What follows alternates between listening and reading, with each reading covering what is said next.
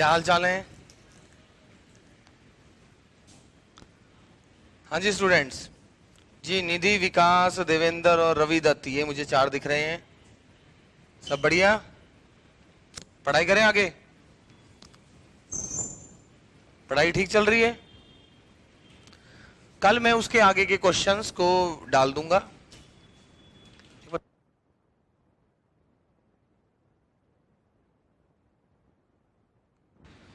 ठीक है। सो देखिए, तो लास्ट क्लास में आपने कुछ क्वेश्चन देखे प्रांत के यानी डोमेन के, कि डोमेन कैसे फाइंड आउट करते हैं। तो लीजिए, मैं आपको 2-3 क्वेश्चन देता हूं और ट्राई करता हूं कि आप क्या करते हैं। ठीक है ना?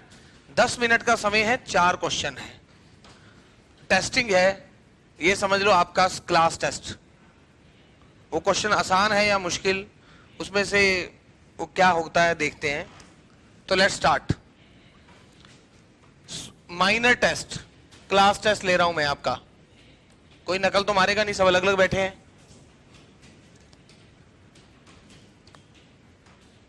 पहला fx बराबर log 100x, 10 मिनट मिलेंगे। 2 log बेस 10x, ये मत बोलना मुश्किल दे दिया या आसान दे दिया। +1 अपॉन -x, पहला क्वेश्चन।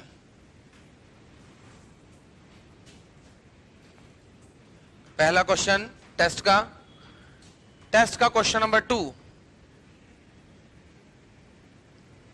fx बराबर √of log 0.4 x - 1 बटा x + 5। टेस्ट का ये है क्वेश्चन नंबर 2, 0.4 है। टेस्ट का question number 3, log base 2 x + 3 upon x² + 3x + 2।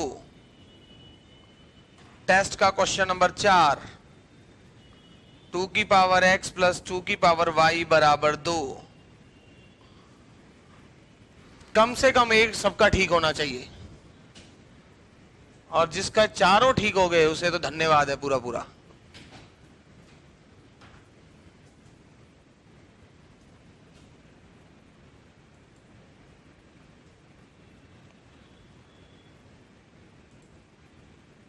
Class test नाम की भी कोई चीज होती है ना, वो क्लास टेस्ट ही है। जो भी हो रहा है इससे ये भी एक स्मार्ट वर्क है। क्या पता इनमें से आप एक क्वेश्चन के चक्कर में हट जाओ और 10 मिनट में बाकी छोड़ दो। अब आपको देखना है, जब टेस्ट दे दिया है तो आपको इनमें से पहले कौन सा करना है। ये तो ना कि सीरियल वाइज ही करना है।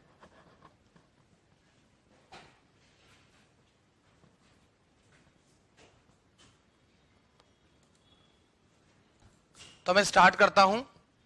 अगर किसी ने पहला क्वेश्चन किया है तो वो चेक कर लें कि क्या था। आपको एक चीज पता है जो मैंने बताया हुआ है कि log a बेस b को हम इस प्रकार से लिख सकते हैं, ये हमें पता है। और log कब परिभाषित यानी कब डिफाइंड होता है, जब ये a 0 से बड़ा हो, क्योंकि log के अंदर वाली संख्या 0 से बड़ी होनी चाहिए।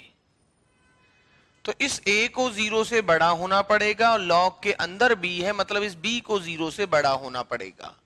और नीचे है तो log ये b1 भी नहीं होना चाहिए, क्योंकि log 1 0 है और किसी के नीचे 0 आ जाए तो वो समस्या देगा। ये b1 भी नहीं होना चाहिए। ठीक है, तो वही बात कर रहा हूं कि एक तो ये 100x, पहली बात कि इस 100x को 0 से बड़ा होना पड़ेगा, और साथ साथ 1 नहीं होना पड़ेगा। log कह रहा है वरना मैं प्रॉब्लम कर दूंगा। तो ये क्या है, x 0 से बड़ा है तथा x 1/100 ना हो। लीजिए, इसका काम तो पूरा हो गया। ये जो मुझे दिया हुआ है स्टूडेंट्स, इसका काम पूरा हो चुका है कि x 0 से बड़ा हो मगर x 1/100 ना हो। अब दूसरा, लॉग के अंदर वाली क्वांटिटी 0 से बड़ी होनी चाहिए। 2 log बेस 10x प्लस 1 बटा माइनस एक्स को 0 से बड़ा होना पड़ेगा। अब जब हम ऐसे क्वेश्चन करते थे तो क्या होता था स्टूडेंट्स कि मैं ऊपर वाले के मूल और नीचे वाले के मूल निकालता था। वो बात है कि बच्चा इसको देख के घबरा गया होगा कि भाई इसका मूल क्या है। तो आप देखिए 2 log बेस 10x प्लस 1 बराबर 0। नीचे का शून्य तो 0 है, इसका शून्य निकालना है। 2 log बेस 10x बराबर, कल ऐसा कराया था ना 2x प्लस 1, तो उसका क्या आया था x बराबर माइनस आधा। भाई 2x प्लस 1 को 0 पुट करेंगे तो x बराबर माइनस आधा, यही था इसका शून्य। अब इसका शून्य निकालना, ये माइनस 1/2 हो गया। ये x क्या हो गया 10 की पावर माइनस आधा। तो इसके मूल क्या हो गए 10 की पावर माइनस आधा। 10 की पावर माइनस आधा का मतलब 1/√10 और इसका 0। 1/√10 से बड़ा कुछ पुट कर दो, वैसे 10 पुट कर दें तो अच्छी बात है। तो 2 log 10 बेस 10 मतलब 1। अरे log a बेस a 1 होता है, ये हम पढ़ चुके हैं। तो log 10 बेस 10 1, तो 2 गुना 1 1 प्लस 3 पॉजिटिव, नीचे नेगेटिव। तो ये क्या बना नेगेटिव पॉजिटिव नेगेटिव। तो 0 से लेकर 1/√10, जी दोनों का काम हो गया। अब आ जाते हैं हम एक्चुअल में इसका डोमेन क्या है। लीजिए नंबर लाइन बनाओ। ये है 0, 1/√10 और 1/100। ये वाला कहता है कि x 0 से बड़ा हो मगर 1/100 ना हो। x 0 से बड़ा हो मगर 1/100 ना हो।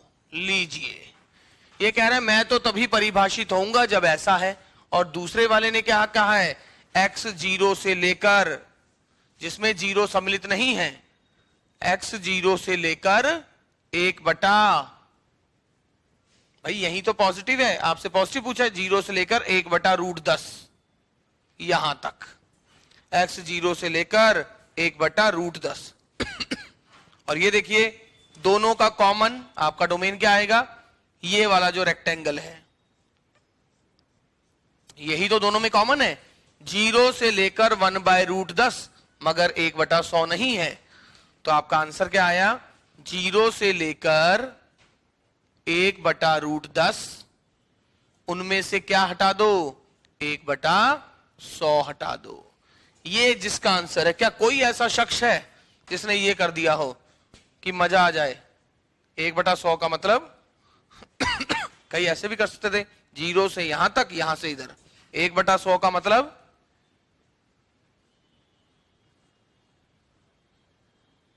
1/√10 का मतलब, अगला स्टार्ट करने से पहले मैं 1 मिनट रुकूंगा यहां पर, किसने क्या क्या किया है। जी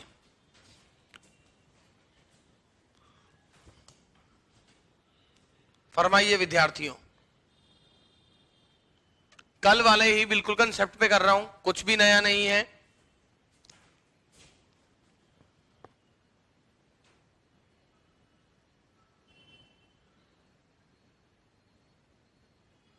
एक बच्चा कह रहा रॉन्ग आया था, वेरी गुड।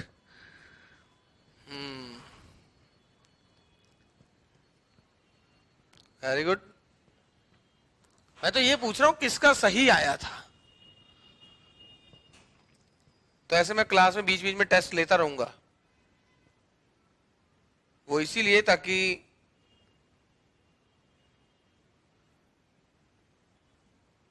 साइन समझाना। कौन सा साइन,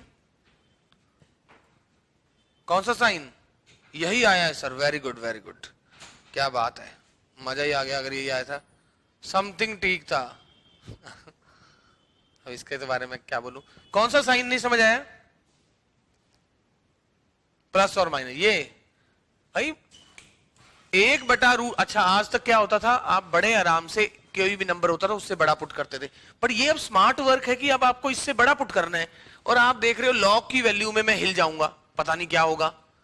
बट आप कुछ भी पुट कर दे, अरे कुछ नहीं मन कर रहा तो इससे बड़ा 1 पुट कर दे, 1/√10 से बड़ा 1, log 1 0, 0 + 1 1, पॉजिटिव नेगेटिव, तो नेगेटिव आ गया।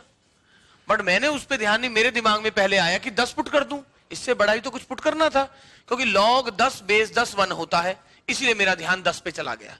बट अगर मैं 1 भी पुट कर देता तो log 1 की वैल्यू भी मैं जानता हूं 0 होती है, और 0 + 1 1, और नीचे -1, तो पॉजिटिव बटा नेगेटिव नेगेटिव होता है। आप ऐसे भी जा सकते थे। फिर उसके बाद पहला इंस्ट्रक्शन, पहली इंफॉर्मेशन मेरे पास ये है, पहली जानकारी, और दूसरी जानकारी यहां से आई थी। तो ये जानकारी कह रही है x 0 से बड़ा हो मगर 1/100 ना हो। ये कह रहा है ये 0 से बड़ा होना चाहिए था, 0 से बड़ा तो 0 से लेकर 1/√10 तक है, x 0 से लेकर 1/√10 हो। अब दोनों में जो हो, क्योंकि अब दो डोमेन वो होगा जो इसे भी संतुष्ट करेगा एंड इसे भी, तो वो पॉइंट कौन से हैं, 0 से लेकर 1/√10 तक, मगर 1/100 हटा दो, तो वही किया है, 0 से लेकर 1/√10 तक, और 0 भी सम्मिलित नहीं है, 1/√10 यहां नहीं है, और 1/100 उसमें से हटा दिया। मैंने कहा कि इसे तोड़ के भी कर सकते हो, 0 से 1/100, 1/100 से 1/√10। तो ये था मेरा क्वेश्चन नंबर पहला। अगले में बढ़ता हूं, कोई बात नहीं, कुछ ना कुछ सीखने को मिलेगा ही। Come to question number 2। ऐसे क्वेश्चन अभी करोगे तो पेपर जैसा मर्जी आ जाए, कोई हार्ड नहीं लगेगा। अब अगर मैं आपको ऐसा दूं, अच्छा चलो उसको करने से पहले मुझे इसका डोमेन बताओ, इसका डोमेन बताओ।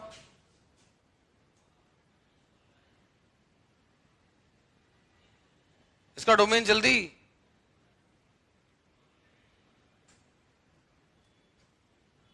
इसका प्रांत,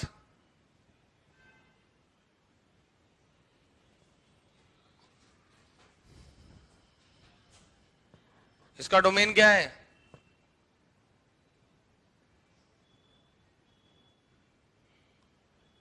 तकरीबन बच्चों ने सही दिया है। और ये पता है -1 के साथ क्लोज्ड आएगा कि ओपन? भाई डोमेन क्या है, फलन को परिभाषित, रूट के अंदर वाली संख्या 0 या 0 से बड़ी हो, ये आ गया, बस खत्म।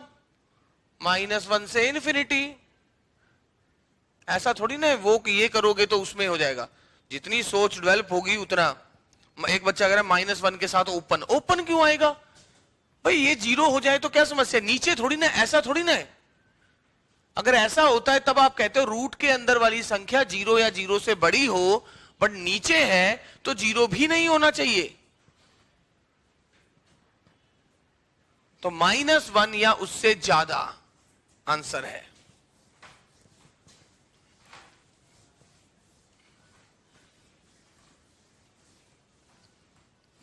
ब्रेन खुलना बहुत जरूरी है। सेकंड वाला लॉग कहता है मेरे अंदर वाली संख्या 0 से बड़ी होनी चाहिए, वरना मैं परिभाषित नहीं होऊंगा। और रूट क्या कहता है कि मेरे अंदर वाली क्वांटिटी 0 से बड़ी होनी चाहिए, वरना मैं प्रॉब्लम कर दूंगा। रूट के अंदर वाली क्वांटिटी 0 या 0 से बड़ी होनी चाहिए। लॉग कहता है मेरे अंदर वाली चीज 0 से बड़ी होनी चाहिए, और रूट कहता है मेरे अंदर वाली क्वांटिटी 0 या 0 से बड़ी होनी चाहिए। ऐसा हमने पढ़ा है पिछली क्लासों में। अब इसके शून्य क्या क्या है, 1 और -5, 1 और -5, तो 1 से बड़ा पुट करो, 2 पुट कर दिया, पॉजिटिव पॉजिटिव, तो पॉजिटिव नेगेटिव पॉजिटिव। तो 0 से बड़ा, तो 0 से बड़े का मतलब पॉजिटिव, तो क्या है -∞ से लेकर -5, और 1 से आगे वाला, ये क्या है? अब आपको अगर इसको हटाना है तो 0.4 की पावर दोनों तरफ करो। कई कहते हैं 0.4 उधर ले जाओ, मगर 0.4 एक से कम है। कल भी हमने देखा था 0.4 की पावर 01, इसलिए चिन्ह बदल गया था। कल हमने किया था, याद करो, किया था कि नहीं? हाफ वाला क्वेश्चन लास्ट क्लास में। तो ये क्या हो जाएगा? x minus 1 by x plus 5। हम केवल 0 से बड़ा या छोटा चेक कर सकते हैं, इसलिए जो भी होगा उसको इधर लाना पड़ेगा। लघुत्तम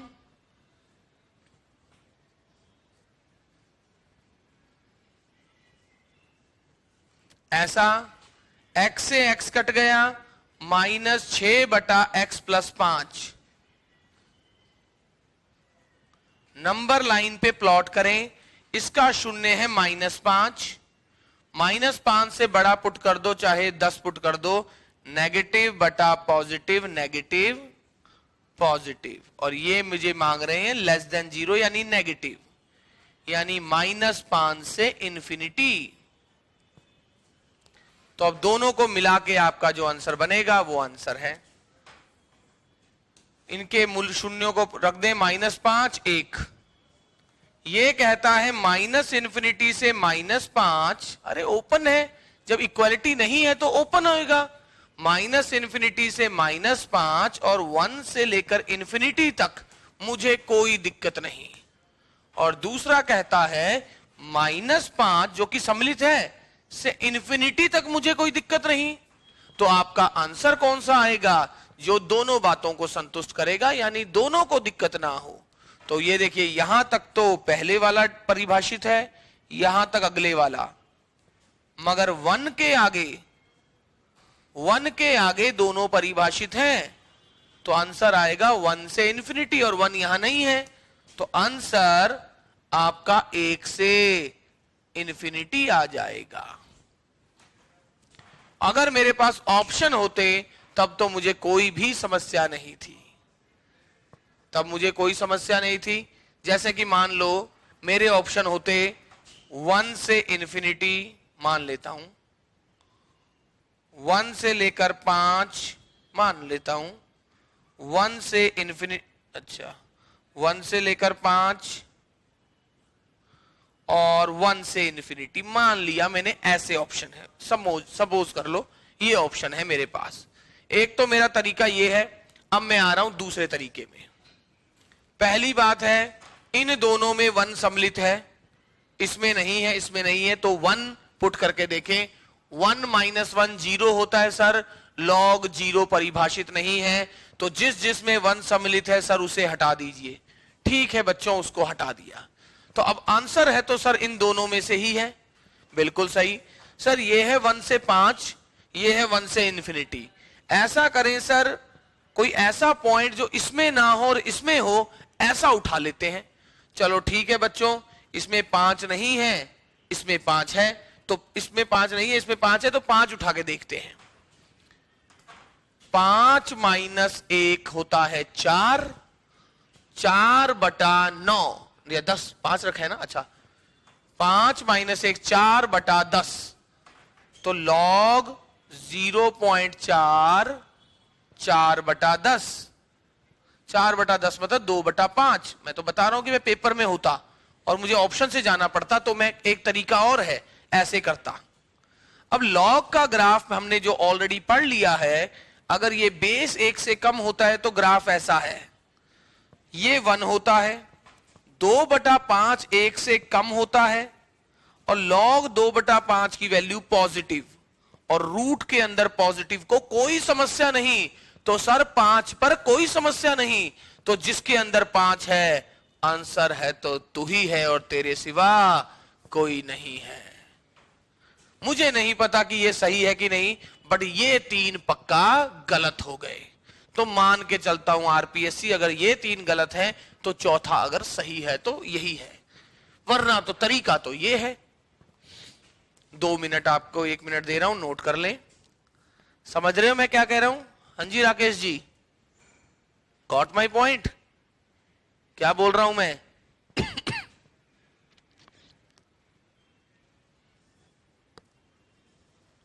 okay, thank you very much.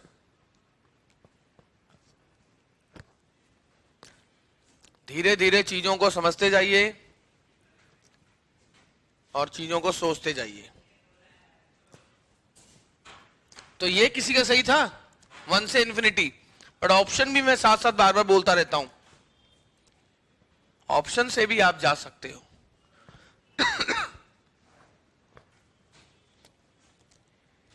ऑप्शनों से आप हमेशा डोमेन क्या है? फंक्शन एक मशीन है जिसमें जो पुट करते हो या कर सकते हो वो डोमेन है। तो बस अगर कुछ ऐसे पॉइंट है जो एक में है दूसरे में नहीं, पुट करके देखना है दिक्कत क्या आ रही है। यस सर मेरा सही था सर, क्या बात। चलो इसमें बच्चों का काफी रुझान ठीक रहा। ये चीज मैंने कल बताई थी आपको, ये जो चिन्ह बदला है क्योंकि ये 1 से कम है। मैं अगले में बढ़ता हूं। अगला प्रश्न देखता हूं मैं, टेस्ट का क्वेश्चन नंबर 3।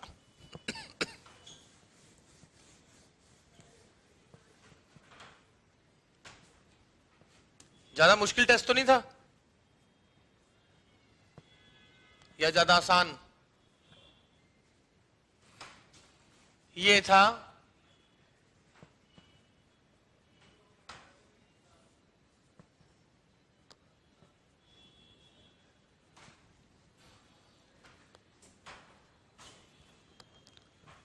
ये देखिए, डिनोमिनेटर 0 नहीं होना चाहिए। पहली बात, ये नीचे वाली चीज 0 ना हो। मैंने ऐसा ही बताया हुआ है, डिनोमिनेटर 0 ना हो।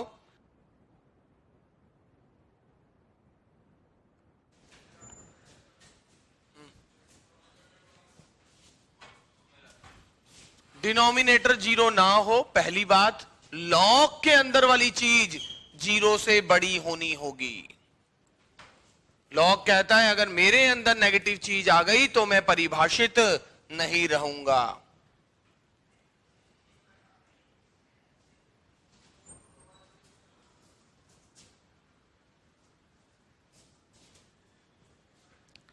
ओके, डिनोमिनेटर 0 ना हो, लॉग के अंदर वाली चीज 0 से बड़ी होनी चाहिए वरना लॉग परिभाषित नहीं होगा। मैंने तो साफ कहा है कि ये देख लो कि जितना भी फंक्शन है ये कहां कहां प्रॉब्लम आ रही है, उनको हटाना है।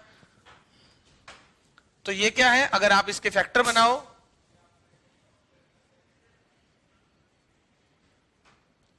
नंबर लाइन पे दर्शा दिया -2 और -1। -1 से बड़ा पुट कर लो, मान लो 0। 0 + 1 positive, 0 + 2 positive, positive negative positive, ऐसा। और अच्छा सॉरी 0 ना हो, क्या कर रहा हूं, 0 ना हो तो ये 0 कहां कहां है? केवल सर 1 और -1 और -2 में है। और आपको बोला ये 0 नहीं होना चाहिए, यानी x -1 और -2 ना हो, ये 0 नहीं होना चाहिए। अगर ये नीचे 0 हो गया तो समस्या आ जाएगी। और ये कहता है भाई x -3 से बड़ा हो। अब दोनों बातें कहां संतुष्ट है जरा देख लेते हैं। दोनों बातें कहां संतुष्ट है? -3 -2 -1 को नंबर लाइन पर दर्शा दें। ये कहता है x -3 से बड़ा होना चाहिए। चलो ठीक है, ये रहा -3 से बड़ा। और -3 सम्मिलित नहीं है। कई बच्चे बार बार सर क्लोज क्यों आ गया, ओपन क्यों आया, कितनी बार तो बता दिया। इक्वलिटी नहीं है, बराबर का निशान नहीं है, मतलब x 3 नहीं होना चाहिए। जब -3 नहीं होना चाहिए यानी उस पॉइंट को छोड़ा गया है। ओके, अगला x -1 भी नहीं है, -2 भी नहीं है, -2 भी छोड़ा, -1 भी छोड़ा। x -2 और -1 दोनों छोड़े। अब दोनों कहां राजी हैं? -3 से लेकर -1 तक। ये देखो यहां पर दोनों के पॉइंट्स हैं और -2 बीच में से हट गया है। तो -3 से -1 और कौन सा पॉइंट हटा दिया है? -2 हटा दिया है। कई इसको ऐसे भी लिख सकते थे सर, -3 से -2 यूनियन -2 से -1। दिमाग को सोचने के लिए खुला छोड़ो।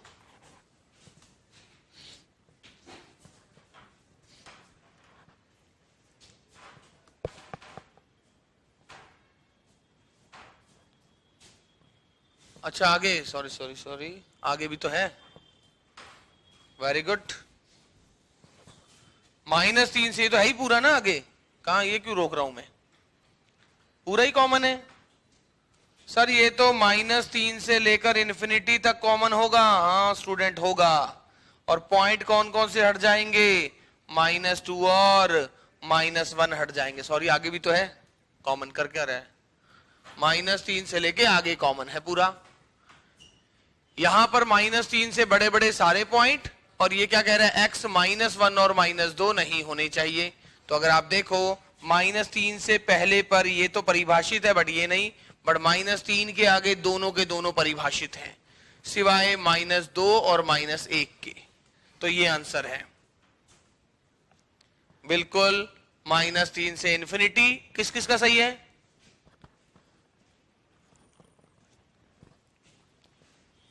सही है सर मेरा, वेरी गुड। बस बस बस, तो इस पे काफी बच्चों ने सही सही बोला है, तो वेरी गुड जिसका सही है।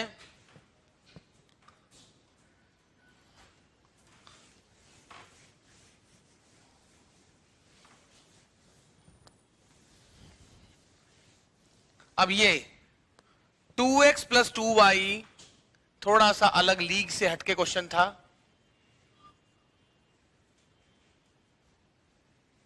तो पहले इसको सबसे पहले प्रॉपर रूप में लिख लें। दोनों साइड log बेस 2 लगाया,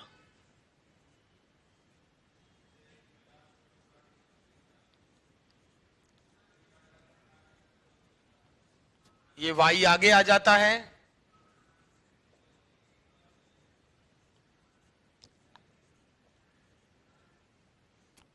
चलो 2 मिनट फिर दे रहा हूं, फिर 2 मिनट रुक रहा हूं आगे करने के लिए। अब इसको उस रूप में मैंने लाके छोड़ दिया है जिस रूप में आप जानते हो। मैं मगर 2 मिनट फिर रुक रहा हूं, करें जल्दी।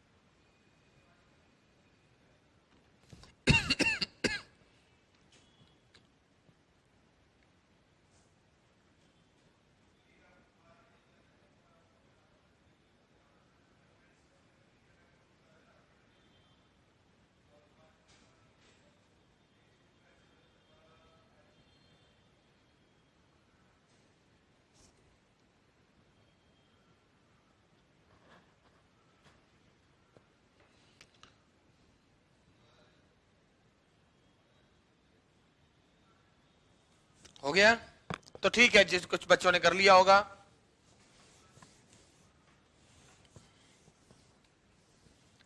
तो क्या है, परिभाषित होने के लिए लॉग के अंदर वाली चीज fx को परिभाषित होने के लिए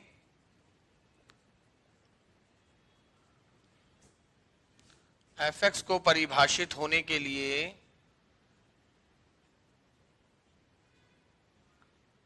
fx को परिभाषित होने के लिए क्या होना पड़ेगा, लॉग के अंदर वाली क्वांटिटी को 0 से बड़ा होना पड़ेगा।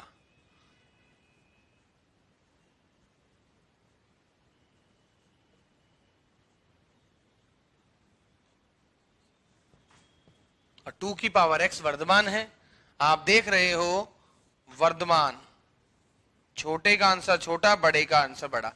जिस जिस दिन ये x 1 से छोटा, जब भी 1 बड़ा रहेगा ये आंसर बड़ा रहेगा। x अगर 1 से छोटा होगा तभी ये बात सत्य है कि 2 की पावर x को 2 की पावर 1 से छोटा होना है। देखो ध्यान से,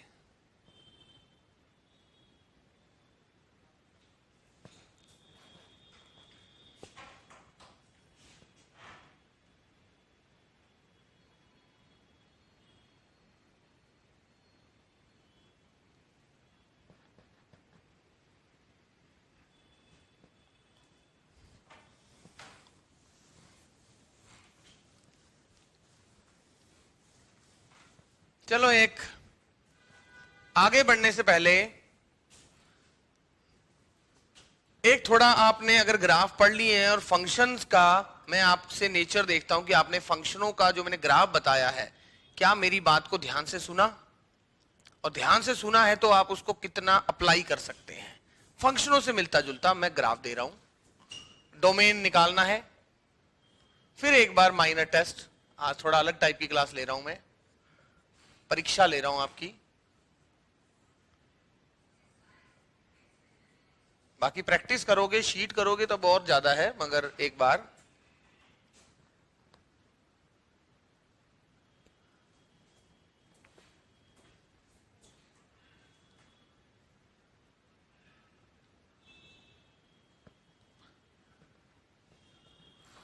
सेकंड,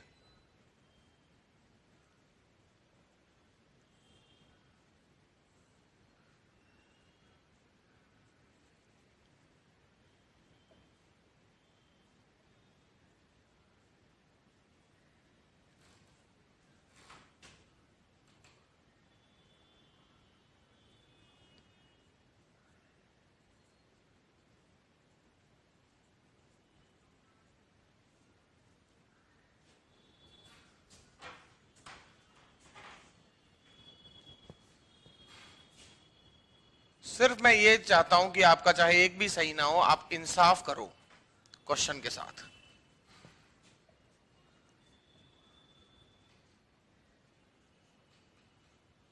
सिर्फ मैं, आपने जो फंक्शन पढ़े हैं उसके साथ आप क्या करने वाले हो, क्योंकि ये जो डोमेन के लिए ग्रेटेस्ट इंटीजर वगैरह ये ज्यादा नहीं आते, जेई की दिशा में जाओगे तब ज्यादा आता है। बट हमारा जो मोटिव है, हमें तो उस तरीके से चलना है। अगर वैसा लग गए तो आप ये समझ लो कि 11वीं 12वीं का सिलेबस करने में 1 साल लगता है। दिशा भी तो देखनी है। कई बार हमने देखा है कि बच्चों को ज्यादा कराया जाता है तो बच्चा क्या होता है कि एग्जामिनेशन के लीक से हटके कुछ और ही पढ़ने लग जाता है। भाई आपको बता तो रखा है कि आपको क्या क्या पढ़ना है। जेई के क्वेश्चंस की डायरेक्शन अलग है और इनकी डायरेक्शन अलग है, आपको ये भी विचार करना है। बट हम तो उसी तरफ जाएंगे ना जहां पर एग्जाम पूछते हैं, जो एग्जामिनेशन पॉइंट ऑफ व्यू से इंपॉर्टेंट है। हाँ, अब जरा मैं देखना चाहता हूं कि आपका विचार इसके बारे में क्या है। जरा फिर टेस्ट है और एक बार फिर मैं आपको 10 मिनट दे रहा हूं। बट नहीं, ऐसा करता हूं इस बार एक एक क्वेश्चन के साथ हम बढ़ेंगे। पहला क्वेश्चन दे रहा हूं, जरा 3 मिनट है, करके देखें। 3 मिनट करके देखें।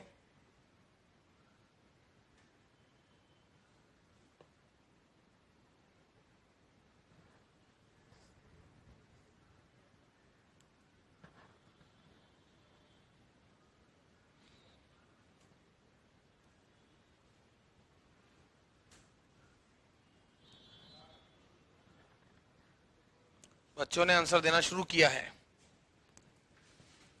बच्चों ने आंसर देना शुरू किया है, बट मैं इसको 2 मिनट रुक के ही करूंगा, तब तक बाकी दें। कविता ने पहले का आंसर बिल्कुल सही दिया है।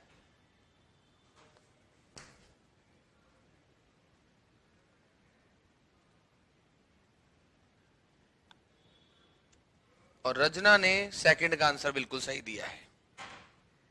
एक ने फर्स्ट का आंसर दे दिया, एक ने सेकंड का आंसर दे दिया है।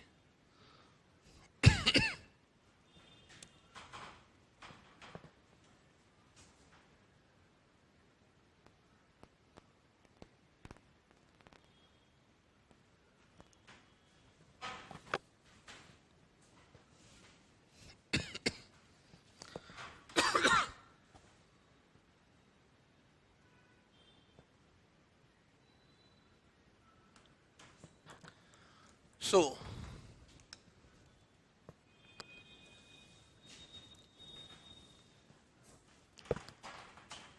फर्स्ट क्वेश्चन,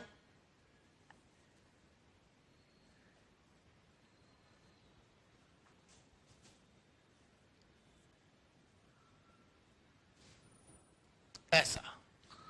अब पहली बात क्या है, एफ एक्स कैसे परिभाषित होता है? रूट के अंदर वाली चीज जीरो या जीरो से बड़ी हो, बट नीचे होने के कारण वो जीरो भी नहीं होनी चाहिए। तो एफ एक्स को परिभाषित होने के लिए, एफ एक्स को परिभाषित होने के लिए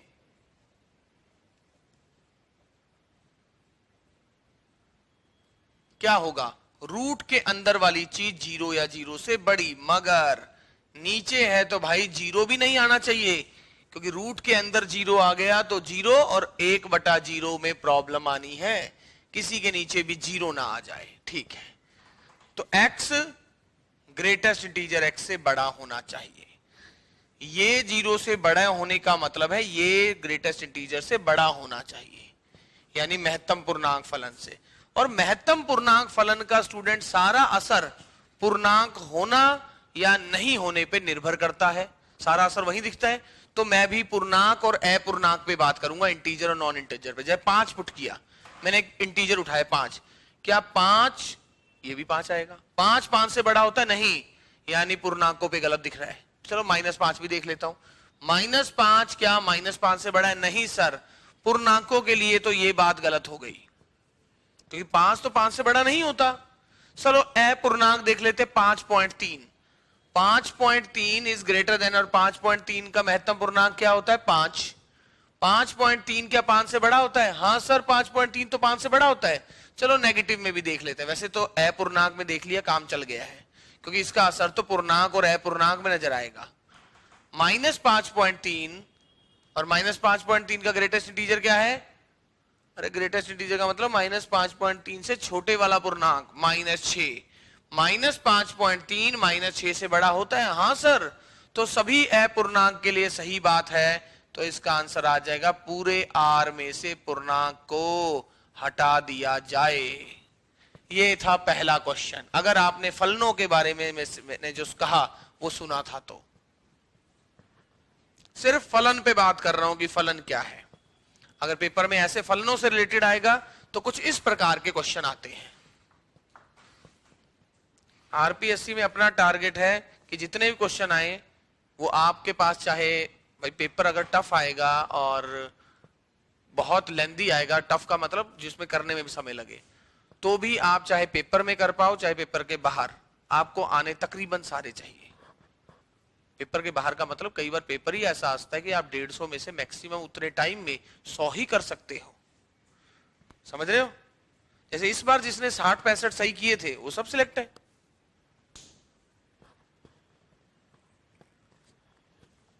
किसी टाइम 110-20 भी करते थे, पेपर पे डिपेंड है। अगला सेकंड वाला क्वेश्चन नंबर 2, 2 मिनट दे रहा हूं मैं, फिर एक बार फिर ट्राई कीजिए। अगर इससे कुछ सीखा है, हिंट दे देता हूं, मॉड का सारा असर पॉजिटिव और नेगेटिव में नजर आता है, यही तो हमें पता है। मॉड का असर कहां नजर आता है? सर मॉड में सारा असर पॉजिटिव और नेगेटिव में। हिंट दे दी है, जैसे इसका असर पूर्णांक और अपूर्णांक में नजर आ रहा था। अब इससे ज्यादा हिंट नहीं दे सकता मैं।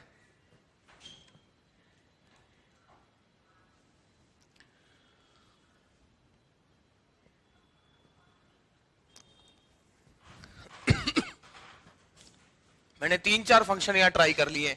ये देखो, भिन्नात्मक फलन ट्राई कर लिया, सिग्नम ट्राई कर लिया, महत्तम पूर्णांक ट्राई कर लिया, मॉडुलस ट्राई कर लिया, अलग अलग फंक्शन ट्राई कर लिए, साइन कॉस ट्राई कर लिए।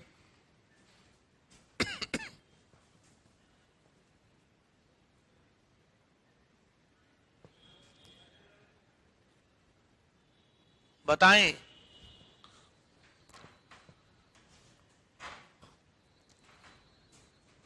रूट के अंदर वाली चीज जीरो या जीरो से बड़ी होनी चाहिए बच्चों, मगर डिनोमिनेटर में है तो जीरो भी नहीं होनी चाहिए।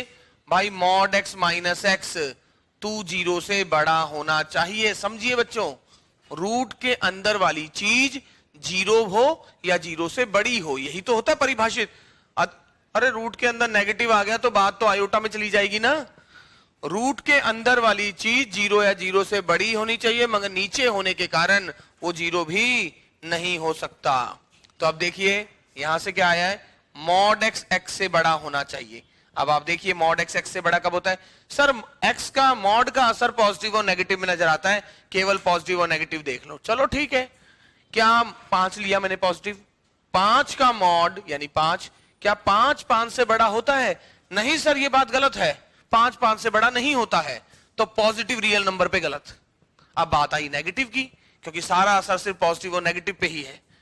-5 का मॉड सर 5 होता है, ये है एक्स, अगर -5 रखूं तो -5 का मॉड 5 और ये -5, क्या 5 -5 से बड़ा होता है? हां सर 5 तो -5 से बड़ा होता है। इसका मतलब आप जो नेगेटिव रियल नंबर ले हो तो उसके लिए ये बातें सत्य चल रही है, तो नेगेटिव रियल नंबर आपका आंसर है, जिसको आप ऐसे भी लिखते हैं। ध्यान से विचार कीजिए, अगर अब आपने कोई डोमेन बना दिया है ना, जिस भी बच्चे ने जो भी डोमेन लिखा था, चाहे किसी ने 1 से इन्फिनिटी लिखा हो, तो भाई अपनी मर्जी से 1 यहां पर 2 पुट करके देख ले, क्या संतुष्ट हो रहे हैं? क्या 2 का मॉड 2 से बड़ा है? फिर कैसे ये आंसर है आपका? अगर ये आंसर आ गया तो इसका मैं कोई भी पॉइंट चेक कर लूं, वो संतुष्ट होना ही चाहिए। ऑप्शन आए तो मेरे लिए बड़ी बात नहीं है। मान लो ऑप्शन ये होता, मैं 2 पुट कर लेता, 1/2 का मॉड 2 -2 0, नीचे 0 बन रहा है, गलत है। ऑप्शन हो तब तो खेल खेलने हम, मगर वो मेरे पास ऑप्शन नहीं है ना, ऑप्शन की सुविधा नहीं है मेरे पास अभी। बट ऑप्शन सुविधा हो, मुझे कुछ अभी मैं जैसे पहले बना के दिया, आप मुझे ऑप्शन बता दो, मैं ऑप्शनों से ही चेक करके बता दूं, क्योंकि ऑप्शनों में ज्यादा कर क्या है, 2-3 ऑप्शनों में तो क्लोज ऐसे घुमाएगा। वो घुमाता कैसे? 4 से 5, 4 से 5। उसको यही नहीं पता कि वो झूठ मूठ के ऑप्शन बना रहा है। अगर बच्चा थोड़ा भी स्मार्ट है ना, थोड़ा सा भी, तो उसके लिए कोई बड़ी बात है ही नहीं। यानी सारा खेल 4 और 5 का है। 4 को पुट करके देख ले, 4 संतुष्ट कर गया तो भाई तुम दोनों गलत हो गए। फिर 5 पुट कर ले, 5 संतुष्ट कर गया तो ये हो गया, नहीं किया तो ये हो गया, खत्म, कुछ करना ही नहीं है। मेरी बात समझ रहे हो तुम? हाँ विद्यार्थी गणों, चल क्या रहा है?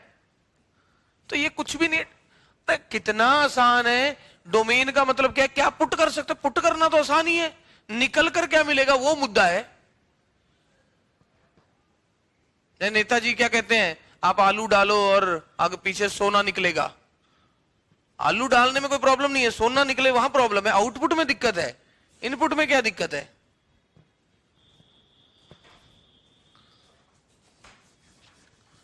अब एक बार पहले, तीसरे से पहले मैं चौथे पे जाऊंगा। चौथे के लिए दे रहा हूं मैं 2-3 मिनट। क्या आपने मुझे सुना? ये मैं देखना चाहता हूं, जब करूंगा तब आपको पता लगेगा कि ये क्वेश्चन भी मुझे पसंद है। मैं टेस्ट बनाता, अगर ठेका किसी और को नहीं दिया होता तो मैं ये क्वेश्चन जरूर टेस्ट में डालता।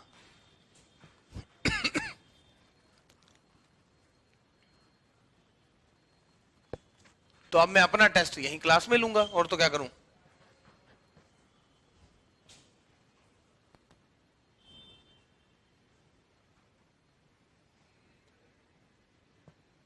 पवन जी कह रहे थे सर क्वेश्चन नहीं कराते, अब बताओ। 14 क्वेश्चन कल, 8 क्वेश्चन आज, एक टॉपिक के बिना शीट को देखे, बिना शीट का कोई क्वेश्चन लिए 22 क्वेश्चन तो वैसे करा दिए, सिंगल एक डोमेन कंसेप्ट पे। और उसमें मैंने इनको नहीं गिना है। ऐसा मैं अपनी मर्जी से झूठ मूठ कभी x+1 लिख दूं, कभी x+2 लिख दूं, कभी x+3 लिख दूं।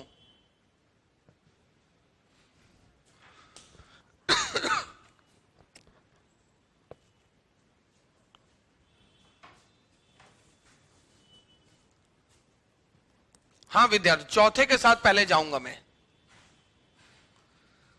विद्यार्थी गणों चौथा बताओ।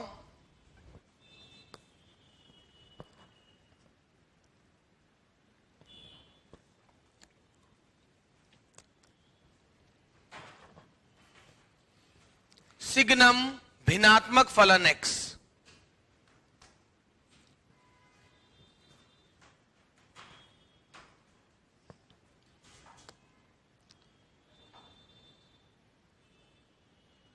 ये क्या कर दिया मैंने, कौन सा क्वेश्चन दे दिया? चलो वैसे गलत दे दिया, क्वेश्चन ही गलत दिया है। एक बच्चा कह रहा है आर, अरे जब मैंने लिख ही दिया कि एक्स जेड नहीं है तो आंसर क्या है? फ्रैक्शनल पार्ट में तो कुछ भी पुट कर सकते हो, पूरा आर माइनस जेड। क्या सोच रहे हो? एक्स जब जेड है ही नहीं, सिग्नम एक्स जहां एक्स जेड नहीं है, तो बस आप क्या पुट कर सकते हो? सर कुछ भी पुट कर लो, जेड मत पुट करो। अरे मैंने तो खुद दे दिया ना, एक्स जेड नहीं है। मैं इसका आंसर पूछ रहा हूं, सॉरी डोमेन नहीं, इसका आंसर बताओ। रेंज चाहे अभी आपने नहीं पढ़ा है, इसका आंसर क्या आएगा? इसका आंसर क्या निकलेगा? मैं जेड पूर्णांक नहीं पुट करूंगा, मैंने इसमें पुट किया, मुझे आंसर बताओ क्या आएगा। क्या आप समझ रहे हो? इसका मतलब क्या होता है? x minus greatest integer x। अगर x पूर्णांक होता, अगर आपको यह तो पता ना सिग्नम का आंसर क्या क्या आता है? सिग्नम के आंसर आते क्या क्या है? सिग्नम के आंसर आते क्या क्या है? -1, 1 और 0। ये तीन ही आंसर आ सकते हैं सिग्नम के, कुछ भी पुट कर दो आंसर ये तीन ही आने। अब आपको यह भी पता है ये जो चीज है ये हमेशा 0 और 1 के बीच में ही होगी, अगर आपने भिन्नात्मक फलन आपके टीचर ने आपको पढ़ा दिया है तो। ये चीज हमेशा 0 और 1 के बीच में होगी। वो अलग बात है, जब लिमिट और इंटीग्रेशन पढ़ेंगे तो इसका इस्तेमाल चलता रहेगा। ये चीज 0 और 1 के बीच में ही होने वाली है। मगर अब आप देखो, अगर x पूर्णांक होता, मान लो 5, सर 5 माइनस 5, तब ये फ्रैक्शनल पार्ट 0 होता। अगर वो पूर्णांक नहीं है, मान लो 5.2, तो 5.2 माइनस 5.2, तो सर ये 0 तभी होता है जब x एक पूर्णांक होता है, क्योंकि तभी तो x और ग्रेटेस्ट इंटीजर बराबर है। अरे जब तक ये दोनों बराबर नहीं होंगे आंसर 0 आएगा, क्यों?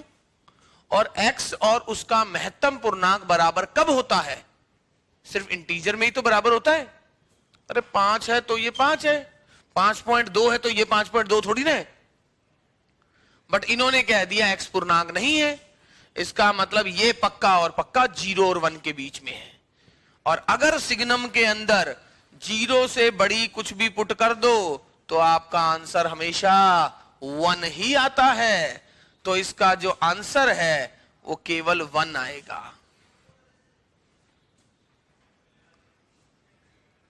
समझ रहे हो मैं क्या कहना चाह रहा हूं?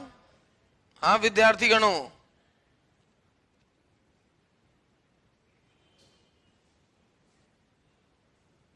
विश्व प्रताप रहे तो माथे में खा जावे। हाँ विश्व प्रताप,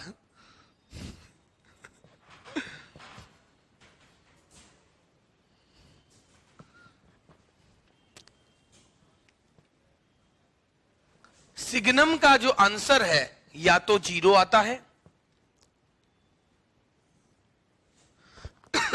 या -1 आता है या 1 आता है। ऐसा ही तो ग्राफ किया था हमने। मगर जब भी सिग्नम के अंदर जो चीज जाएगी वो अगर पॉजिटिव जाएगी तो आंसर हमेशा 1, नेगेटिव जाएगी तो आंसर हमेशा -1, और 0 जाएगी तो आंसर 0। बट ये जो फ्रैक्शनल पार्ट खुद है, आप x कुछ भी डाल दो, ये तो हमेशा 0 से 1 के बीच में ही नंबर आने वाला है। यानी सिग्नम के अंदर नेगेटिव चीज नहीं जाएगी। अब सिग्नम के अंदर तो ये है और ये तो 0 और 1 के बीच में है, तो सिग्नम में जब तक नेगेटिव चीज नहीं जाएगी तो -1 तो आंसर मतलब नहीं। अब या तो आंसर 0 आने वाला है या 1। बट साथ साथ ये भी दे दिया, अगर साथ साथ ये भी दे दिया है तो इससे अब साफ पता लग रहा है कि भाई आंसर 0 भी नहीं आने वाला। अब आप जो भी पुट करोगे ये 0 और 1 के बीच का ही कोई नंबर आएगा। x आप कुछ भी पुट कर लो, आपने कहा सर 5.2 पुट करूंगा x को, तो भाई 5.2 का मतलब 5.2 माइनस 5 यानी 0.2, और सिग्नम 0.2 क्या होता है? जब आप ऐसा लिखोगे ना, सिग्नम 5.2 का मतलब है सिग्नम 0.2 मतलब 1। 0.2 का आंसर क्या आएगा? 1 आएगा।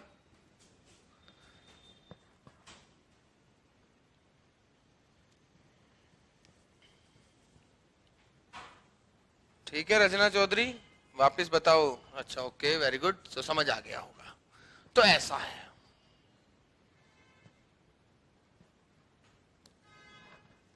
तो आई थिंक आप मेरी बातों को समझ पा रहे होंगे कि मैं क्या कहना चाह रहा हूं। चलो अगला देखता हूं, थर्ड क्वेश्चन। थर्ड के में मैं मदद करने की कोशिश करता हूं। डोमेन क्या होता है जो आप पुट कर, इसका डोमेन तो भाई कुछ था ही नहीं, मैं तो एक्चुअली रेंज के चक्कर में ये गलती से दे दिया, वरना इसका डोमेन का मतलब क्या पुट कर सकते हो, कुछ भी पुट करो, बट इसने इंटीजर मना कर दिया है। अगर ये नहीं होता तो भाई आर है आंसर, क्योंकि इसको कोई दिक्कत ही नहीं होती कभी, फ्रैक्शनल पार्ट को पूरा आर ही आता आंसर, तब तो आर ही था आंसर। इसकी बात करें, साइन को कुछ भी पुट कर दो कोई समस्या नहीं। अरे साइन का डोमेन क्या होता है सर? साइन का डोमेन तो आर होता है ना, बिल्कुल। अब कॉस के अंदर, सर कॉस का डोमेन तो आर होता है, कुछ भी पुट कर, कुछ भी पुट करना, मगर ऐसा नहीं पुट करना कि ये 0 हो जाए, वरना कॉस पाई बटा 0 हो जाएगा। बस आपको देखना है सर ये 0 कब है, कुछ भी पुट करो, बस ऐसा मत पुट करना कि ये 0 हो जाए।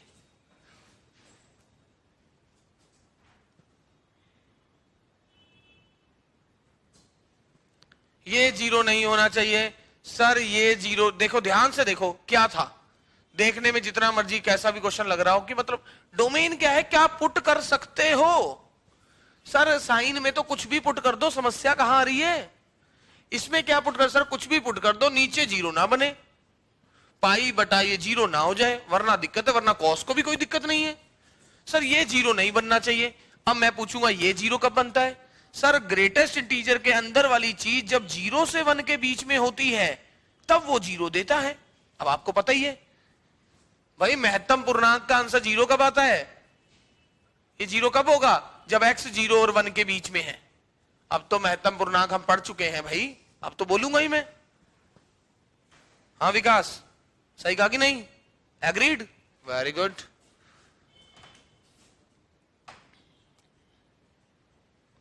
तो x जब 1 और 2 के बीच में है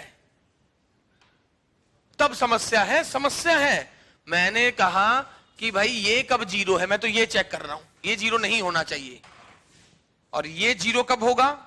दिस इज 0 यदि ऐसा होगा, यानी जब ये होगा ना तब ये 0 आएगा, और ये 0 नहीं होना चाहिए। तो आपका आंसर क्या है?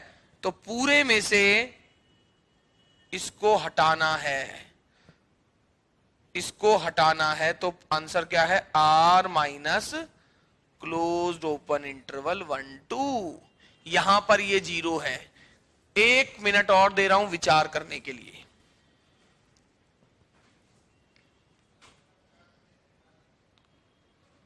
स्टूडेंट मैं साफ साफ आपको बोल रहा हूं, ये चीजें, डोमेन तो इतना आसान है, ऑप्शन से होता है। अगर आपको बस फलनों की समझ है कि ये फलन होता क्या है, ऑप्शन है, पुट कर सकते हो कि नहीं, इसका खेल है। आप मुझे क्वेश्चन दो, मैं ऑप्शन से करके दिखाऊंगा। मैं बता रहा हूं ना आपको, ऑप्शनों से ठीक है, हमें करना होता है क्योंकि बेसिक अपने अच्छे होने चाहिए, बेसिक अच्छे होंगे तभी। मैं तो आपको इवन कह रहा हूं कि लोग लगाने वाले तो 2D में भी तिकड़म लगा लेते हैं। अब वो बंदा कितना स्मार्ट है उस पर है डिपेंड, वो तो पर्सन टू पर्सन वेरी करता है। और सब्जेक्ट की समझ हो ना तो कोई भी टॉपिक कई क्वेश्चनों में ऑप्शनों से हिट होते हैं। ये एपीजीपी, ट्रिग्नोमेट्री, ये सब तो ऐसे हैं, अगर आपके पास केवल और केवल 4 घंटे भी हो ना हमारे पास, तो भी हम इस टॉपिक को कर सकते हैं विद पेपर में सारे क्वेश्चन ठीक। सिर्फ 4 घंटे हो, आपको सर कल पेपर है, हमारे पास 4 घंटे है सर, ये पढ़ा दो, तो भी हो सकता है। करने को से 5 दिन में भी करेंगे, बट वो तरीका अलग अलग है। पेपर के तरीके से करने वाले हो कि किसमें?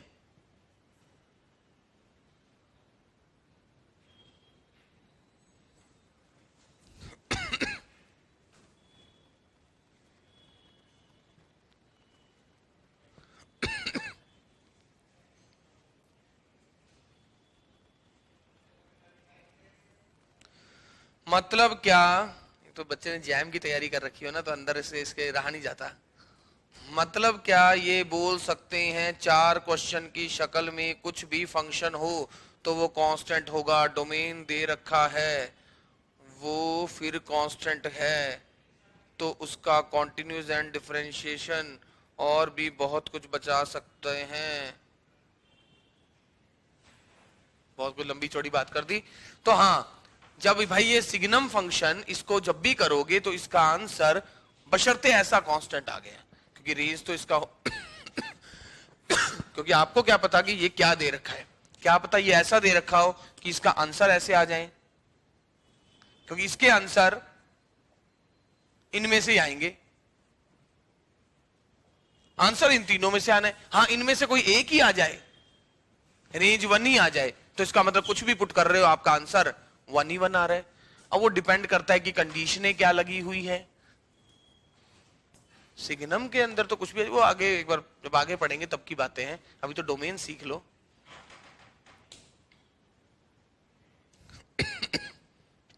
तो खैर जो भी है, तो मैं आगे बढ़ता हूं।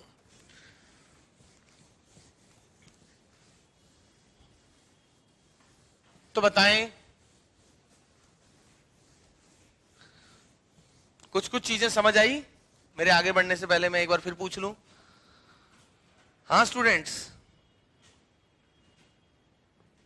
हाँ सुरेंद्र जी, सुरेंद्र चौधरी जी, समझ आ रहे हैं? Very good. हाँ जी रितु जी, कुछ समझ आ रहा है? बहुत बढ़िया,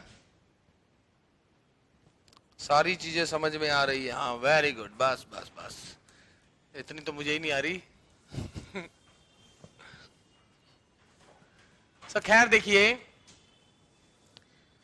डोमेन निकालने का जैसे ये फिक्स तरीका है और आंसर से भी जा सकते हो, रेंज में ऐसा कुछ नहीं है। रेंज के लिए तो आपको सब्जेक्ट की समझ होनी चाहिए, और रेंज हो सकता है कि जैसे डोमेन में मैंने आपको कहा था, डोमेन ऐसा है कि अगर आप चीजों को सोच सकते हो तो ऑप्शन से तो जा सकते हो, और सॉल्व करने में भी ऐसा है कि रात को सोए सुबह उठ गए। हाँ, इसमें इनवर्स ट्रिग्नोमेट्री के जरूर मैं थोड़े से बताऊंगा, क्योंकि इनवर्स ट्रिग्नोमेट्री का वो डोमेन पूछ भी सकता है, बट उसके लिए पहले मुझे इनवर्स फंक्शन पता होना चाहिए। ठीक है ना? एक बच्चा कह रहा है जी सर कुछ कुछ ही आ रही है। अब इसका दो ही तरीके हैं, या तो मैं राजी कर लूं, अपना तरीका है राजी करने का, ऐसा कुछ नहीं है। ऐसा थोड़ा ना कि मुझे बच्चों को राजी करना नहीं आता है।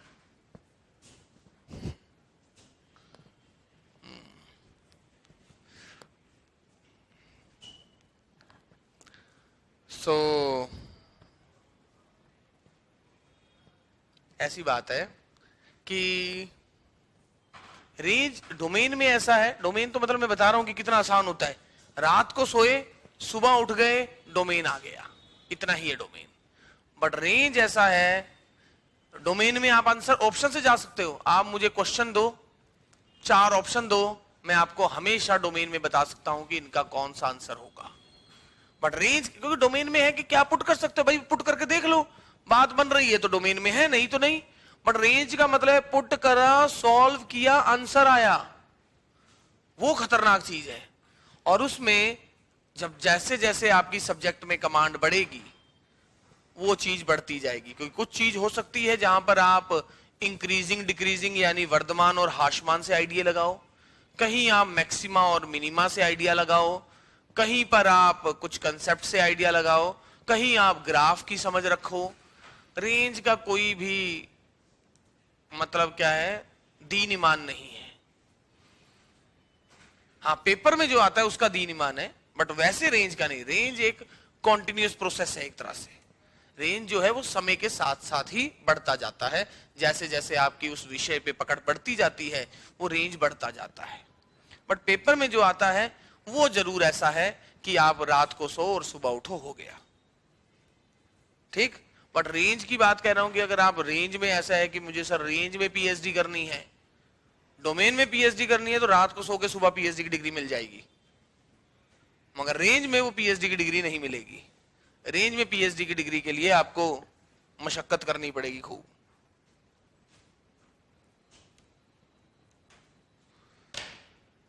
को प्राइम नंबर को कैसे डिफाइन करेंगे? जिन दो नंबर का जीसीडी 1 हो, सापेक्ष अभाज्य हो, खैर जो भी है। देखें fx बराबर, अब हम कुछ कुछ चीजें की तरफ बढ़ते हैं कि जब हमसे रेंज की बात की जाती है तो कुछ इस टाइप के फंक्शन जो हमारे पास आरपीएससी में आते हैं तो हमें उनके बारे में रेंज कैसे कैसे निकालनी है। पहला एक ये फंक्शन आता है, ये काफी इंपॉर्टेंट है क्योंकि इसका कोई एक तरीका नहीं है। हाँ, रैशनल फंक्शन आ गया तो जरूर उसका कोई तरीका है। fx बराबर a cos x plus b sin x। इसका रेंज क्या होता है? इसकी सबसे बड़ी वैल्यू अंडर रूट, ऊपर लिख दें रेंज। अब रेंज पे थोड़ा थोड़ा काम कर रहे हैं हम, रेंज का क्वेश्चन आ जाता है बट ये आसान रहेगा।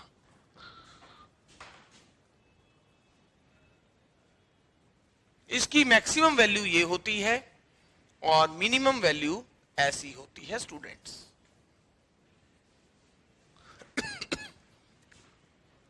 आप देख सकते हो कि अगर मेरा fx ऐसा है, ये चीज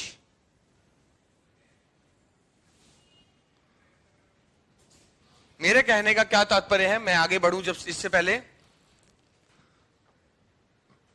जिससे पहले कि मैं आगे बढ़ूं कि a cos x plus b sin x। अब कोई बच्चा कह सकता है सर cos की तो सबसे बड़ी वैल्यू 1 होती है, ये तो पता है ना, cos की सबसे बड़ी वैल्यू 1 होती है, ये तो पता है ना cos की सबसे बड़ी वैल्यू 1 होती है। हाँ सर, वेरी गुड। अब ये नहीं पता तो भाई, cos की सबसे बड़ी वैल्यू 1 होती है, sin की भी सबसे बड़ी वैल्यू 1 होती है, ठीक है। अब आप देखें, कोई बच्चा ऐसा ना कहे कि सर देखो cos की सबसे बड़ी वैल्यू 1 होती है, sin की सबसे बड़ी वैल्यू 1 होती है, तो इसकी सबसे बड़ी वैल्यू तो a प्लस b होनी चाहिए। तो बच्चों ऐसी बात है, जिस दिन cos 1 होता है ना, उस दिन किसने कहा कि sin भी 1 होता है? क्योंकि आप तो fx में x डालेंगे, ठीक है, आपने 0 पुट करके cos को तो 1 बना दिया, बट उस दिन sin तो 0 पे 0 हो गया। हाँ, अगर दोनों एक साथ कभी 1 होते जीवन में, तब आप जरूर कह सकते थे सर देखो a भी मान लो पॉजिटिव है, b भी पॉजिटिव है, तो इसकी सबसे बड़ी वैल्यू तो सर देखो a प्लस b हुई कि नहीं। तब मैं कहता हाँ भाई बात तो तुम्हारी सही है, मगर ऐसा थोड़ी ना है कि cos और sin दोनों एक साथ ही 1 होंगे या होते हैं, ऐसा नहीं है। तो आप देखिए, मेरे पास प्रॉब्लम ऐसी है, जब भी आपके पास sin और cos जैसी प्रॉब्लम आ जाए तो आपको कोशिश करना है इसको sin या cos का ही फलन बनाने की। इसका क्या मतलब हुआ सर? इसका मतलब है ये कोई sin ax बन जाए, क्योंकि आप कहोगे सर sin की जो वैल्यू है वो तो सर -1 और 1 के बीच में ही लाई करती है, ये कुछ भी हो। और इसका क्या मतलब है कि सर आज तक तो sin x होता था, ये sin 2x क्या है, sin 5x क्या है? इसको मैं रेंज के बाद ही बताऊंगा। वैसे इससे क्या फर्क पड़ता है ग्राफ का वो मैं बताऊंगा, बट अभी ये है कि sin ax जो है वो भी sin का ही ग्राफ है, मतलब sin x ही समझ लो, sin y बोल दो इसको, कुछ नहीं, sin y। इसकी वैल्यू -1 और 1 के बीच में लाई करेगी, इसकी वैल्यू भी -1 और 1 के बीच में लाई करेगी। तो मेरी कोशिश हमेशा यही रहती है कि ये साइन या कॉस का कोई फॉर्मूला बन जाए, इकट्ठा हो जाए, मेरी कोशिश ऐसे रहती। अरे भाई ये पता क्या करता है, साइन का ग्राफ जो ऐसे ऐसे चल रहा है, ये क्या करेगा, ग्राफ को थोड़ा सा इधर हिला देगा। अब ग्राफ थोड़ा सा इधर हिल जाएगा तो -1 और 1 की, हाँ कोई ग्राफ ऐसा हो जाता तब तो आप कहते सर -1 और 1 के बाहर चला गया, मगर ये तो थोड़ा इधर और इधर होने से वैल्यू -1 और 1 के बीच में रहेगी। ये क्या कर रहा है, ग्राफ को सिकोड़ रहा है। अगर ये A2 है तो सिकोड़ रहा है, नहीं समझे? मैं सोच रहा था बाद में बताऊंगा, मत बड़े अलग अलग नजरों से देख रहे हो।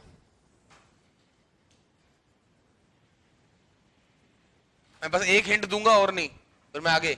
जैसे कि sin x + π/4 है, चलो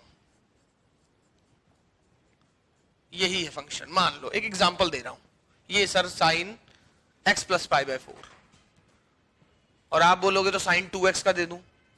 अब देखो सर साइन x जो था ना वो 0 पे 0 था, मैंने कहा ठीक है 0 पे 0 था। अब कब है 0 पे?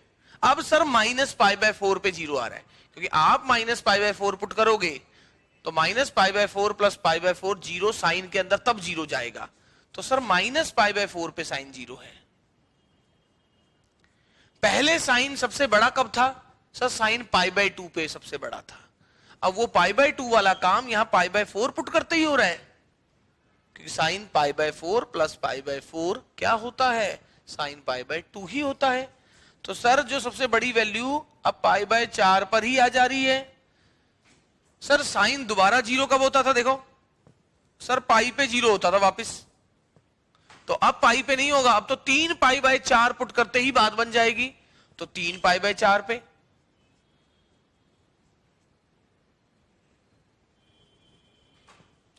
पहले दोबारा 0 कब होता था? ग्राफ देख लो अब दोबारा, मैं उस पर 2 पाई पे सर 0 होता था, अब 2 पाई की जगह 7 पाई बाय 4 पुट करोगे तो साइन 2 पाई ही होगा। सर 7 पाई बाय 4 पे होता था,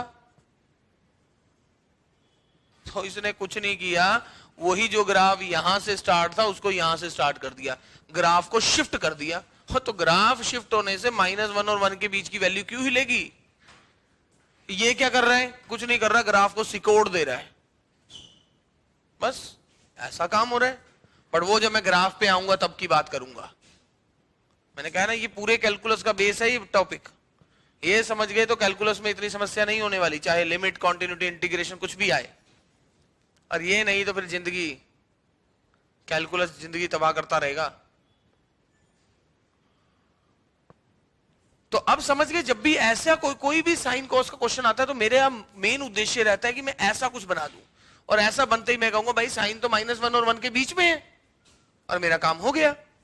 अब आप देखें मैंने जो एग्जांपल दिया उसका मतलब मेरा क्या था।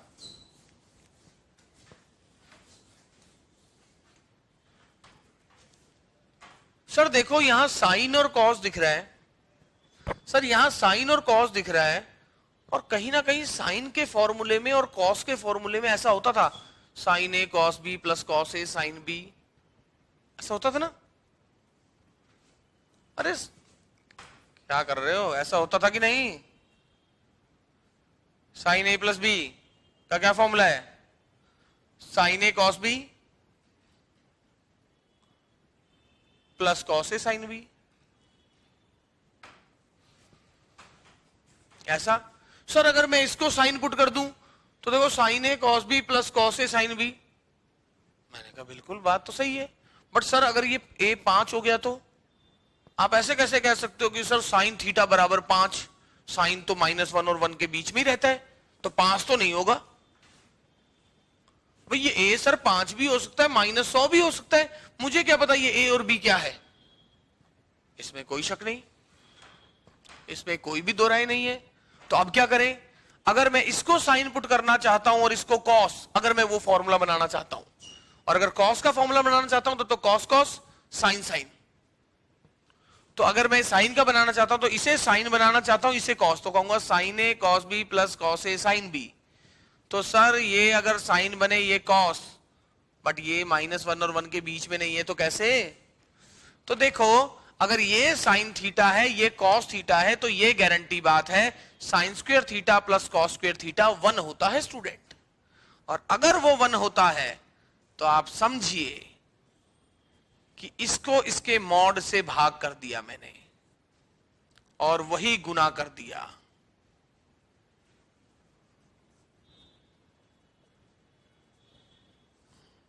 और ये क्या फायदा हुआ कि अब आप देख सकते हैं इन दोनों के स्क्वायर का प्लस,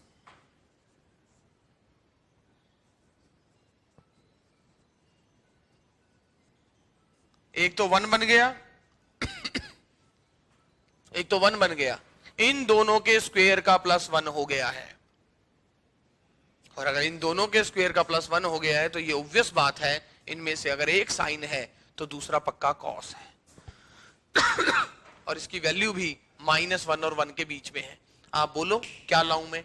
आपको सर 1 लाके दिखाओ, ए को 1 पुट कर दो, बी को 0, ए को 5, बी को 0, 5/√25 क्या होगा सर? 1। सर -1 लाके दिखाओ। ए -5 है, जब ए -5 है, बी को पुट कर दो 0, -5/25 तो क्या हो जाएगा? वही -1। और अगर बी 0 नहीं हुआ तो नीचे वाला बढ़ना शुरू हो जाएगा, और नीचे वाला बढ़ गया तो संख्या 1 से भी छोटी होगी, तभी तो कह रहा हूं। और वैसे भी मैंने देख लिया, this square plus this square, sine square plus cos square 1 होता है, इन दोनों के स्क्वायर का टोटल कर लूं तो वो 1 आ रहा है, तो ठीक है। और वैसे भी देखो, ऐसे भी शक है सर, अगर मैं इसको साइन थीटा मानूं तो मुझे क्या पता ये कॉस थीटा ही है? कोई बात नहीं भाई, साइन थीटा क्या होता है? P/H, perpendicular upon hypotenuse. पढ़ते थे ना, पंडित बद्री प्रसाद हर हर बोले, पाकिस्तान भूखा प्यासा, हिंदुस्तान हरा भरा। कुछ पढ़ते थे, पप्पू बेटा पप्पू होले होले बोल। अरे कुछ तो पढ़ते थे। तो ये हो जाएगा साइन। अब हिंदी वाले इसे पढ़ते थे लंब बटा कर्ण, ले लो आम ले लो, कच्चे कच्चे आम, लाल बटा कक्का। कुछ कुछ पढ़ते थे अपने हिसाब से, टीचर अपने हिसाब से घुमाता रहता था ताकि बच्चों को वो चीज याद रह जाए। तो अगर ये साइन है, P और H ये है, तो B क्या है? √H² - P²। तो ये क्या आएगा? B आ जाएगा mod B। बेस जो है वो तो लेंथ है, वो तो नेगेटिव हो नहीं सकती, चाहे ये B तो क्या पता -5 हो जाए, तो इसलिए मैंने mod B लगाया है। तो आपका cos थीटा क्या हो जाएगा? B/H।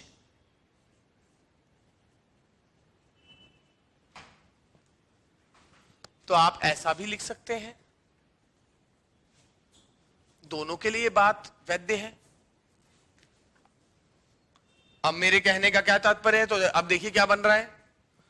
अगर ये साइन थीटा है तो ये पक्का कॉस थीटा है, पक्का कॉस थीटा है। अरे ज्यादा ज्यादा क्या होगा, बाहर माइनस लगा होगा, माइनस या प्लस का खेल है बस। fx बराबर √A² प्लस B², और sine A cos B plus cos A sine B, जो भी आएगा ये, अब वो चाहे प्लस आए चाहे माइनस आए, जो भी आए।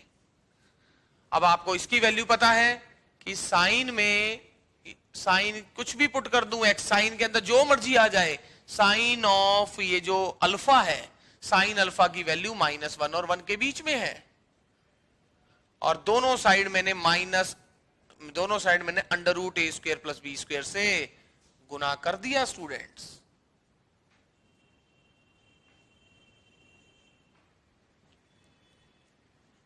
और यही तो fx है।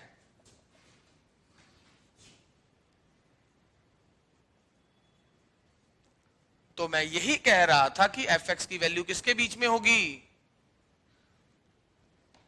-√A² प्लस B² से √A² प्लस B² विद्यार्थियों जी। तो ये पहला रेंज का फॉर्मूला है। मैं कह रहा हूं ना, रेंज के लिए प्रॉपर तरीका नहीं है, तो हमें अलग अलग अप्रोच में अलग अलग देखना पड़ेगा कि किसमें क्या है। वहां तो फिक्स था, ये 4 स्टेप है। आप रात को सो, सुबह उठो, डोमेन के राजा। ऑप्शन है आपके पास, डोमेन खत्म, रेंज खत्म नहीं है। क्या पुट करके क्या आएगा वो तो अलग अलग पुट करोगे अलग अलग आएगा। यहां तो जो निकल रहा है जी विद्यार्थियों,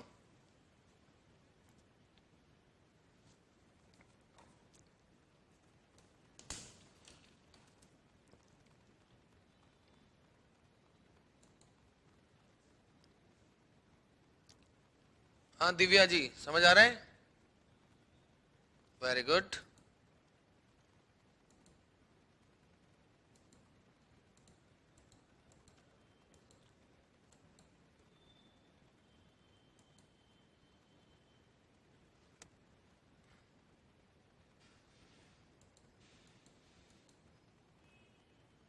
एक स्टूडेंट ने कहा समझ नहीं आया, वेरी गुड।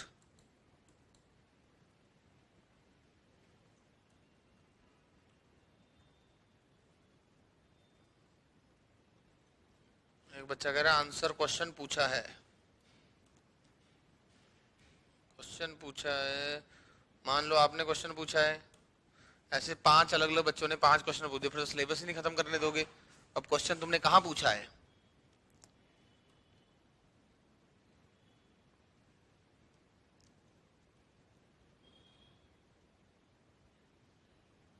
पता नहीं कहां है क्वेश्चन। मैंने आपको क्या बताया था, पिछली बार हमारा जैम में 11वां रैंक आया था, उससे पहले फर्स्ट आया था। 11वां रैंक का कारण क्या था? Live class. सिलेबस ही नहीं होने देते हैं बच्चे, वरना लाइव से कोई हमें ऐसे डर थोड़ा लगता है। हर बैच में नेट में भी लाइव लेते हैं, जैम में भी लाइव लेते हैं।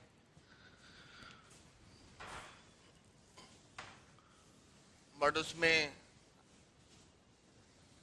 आपको पता है, आपकी क्लास में अगर 10 बच्चे भी ऐसे आ जाए ना,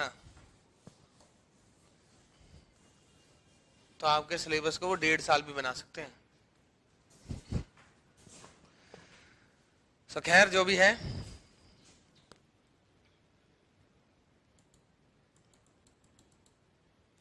एग्जाम से रेलिवेंट है वो सब चीज पूछो।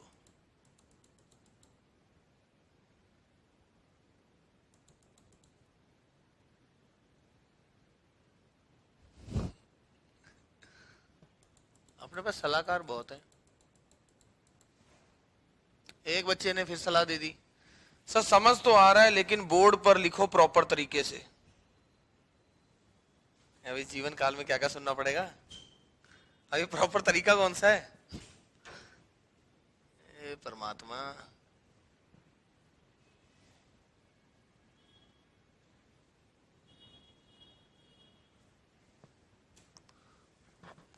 प्रॉपर तरीका मतलब?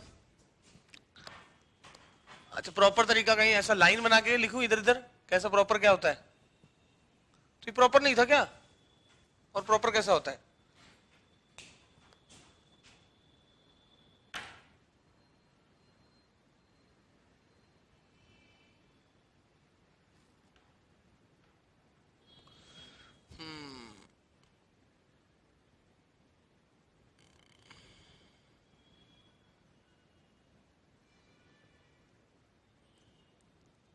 एक बच्चे ने अच्छा क्वेश्चन पूछा है, सर रैंक पर क्या फर्क पड़ता है सवाल पूछने? सवाल तो पूछना ही चाहिए, सवाल क्यों नहीं पूछना चाहिए? मैं तो वैसे भी, हम तो बच्चे को ऐसा मौका देते ही नहीं कि उसे पूछना पड़े। उसी टाइप के क्वेश्चन बार बार रिपीट करते रहते हैं, हर क्वेश्चन को उसी शिद्दत से स्लो से कराते हैं जैसे पहली बार हुआ है। फर्क ये पड़ता है कि जैम का पेपर था, खत्म होता है सिलेबस दिसंबर में, वो खत्म नहीं हुआ जनवरी तक। यहां तक बोर्ड होता है सर प्लीज रिपीट। मैं तो फिर भी 10 में से 2 क्वेश्चनों में बच्चों को ये देखता हूं कि यार इतना आसान है, करा दिया है, कोई बात नहीं, बच्चा रिकॉर्डेड देख लेगा। वो बच्चे को सर को आपने रिपीट कह दिया तो उसने रिपीट सर ने करना ही है, चाहे एक ही बुक में तुम 6 महीने लगवा दो। तो फिर बस ये फर्क पड़ता है, बाकी सवाल पूछने से फर्क थोड़ा पड़ता। सवाल पूछना तो अच्छी बात है। अब एक बच्चे का रिप्लाई आया, मैं भुगत भोगी हूं सर, रैंक में बहुत ज्यादा फर्क पड़ता है। लो, वो जैम का बच्चा है ना, फर्क पड़ता है।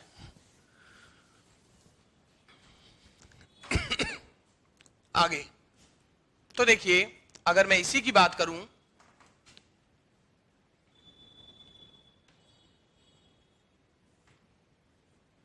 ऐसा दे दूं मैं जो आपके मन में हो सारे क्वेश्चन पूछें, रेलिवेंट होगा जरूर उससे बात करेंगे। 1/2 minus sign 3x, 1/2 minus sign 3x, ऐसा। अभी मैंने कहा था कि वैसे तो रेंज निकालने का कोई तरीका नहीं है, बट साइन के बारे में, जिसके बारे में पता है उसे उठा लिया मैंने। ये रहा साइन की वैल्यू कहां से कहां तक है? -1 और 1 के बीच में। देखो साइन की वैल्यू -1 और 1 के बीच में। अब यहां माइनस लिखा था, माइनस मल्टीप्लाई कर दिया दोनों तरफ। ऐसा, -1 से मल्टीप्लाई करें, दोनों साइड 2 जोड़ दिया,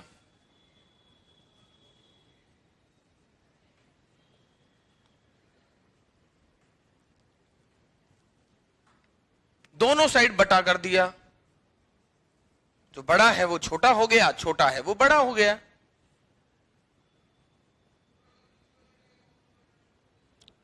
तो आ गया स्टूडेंट, इस फंक्शन की वैल्यू किस किस के बीच में है? 1/3 और 1 के बीच में।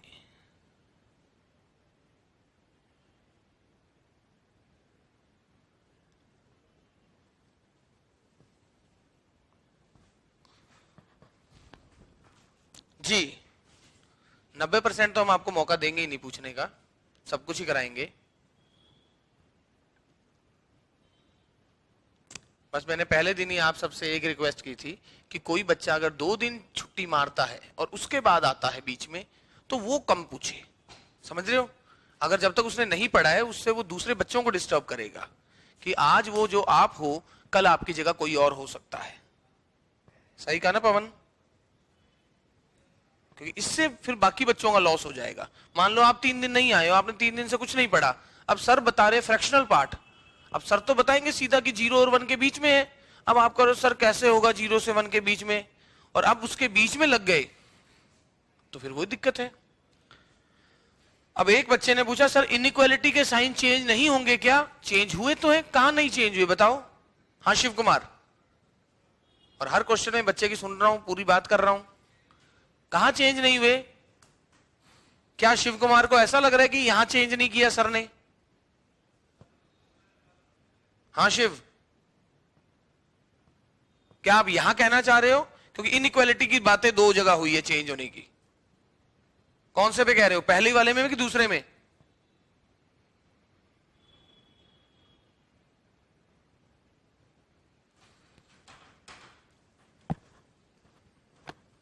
क्या पूछना चाह रहा है? पहले में पूछना चाह रहा है। वेरी गुड, तो पहले में पूछना चाह रहा है।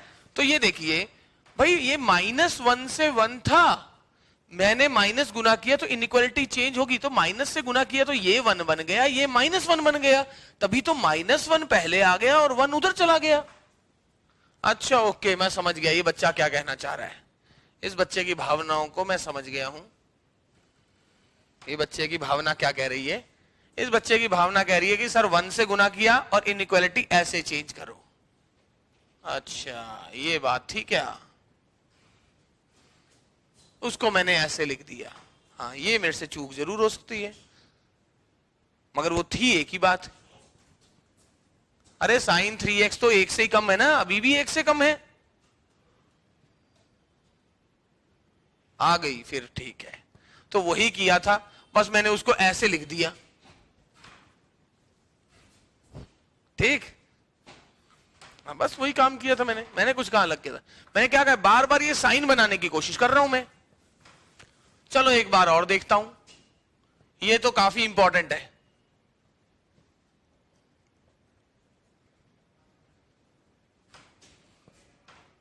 काफी इंपॉर्टेंट, मैं फिर कह रहा हूं काफी इंपॉर्टेंट, 2-3 बार बोल दिया मैंने। अब आपको पता है कि इसके ऊपर क्या लिखना है। काफी इंपॉर्टेंट बोल दिया है तो। इस क्वेश्चन को पहली बार देखा, सिर्फ मुझे पता इसका ही है कि साइन की वैल्यू -1 और 1 के बीच में, कॉस की वैल्यू -1 और 1 के बीच में। हाँ स्क्वेयर हो गया, साइन स्क्वेयर की वैल्यू किस किस के बीच में है? हाँ बच्चों बताओ, साइन स्क्वेयर की वैल्यू किस किस के बीच में है?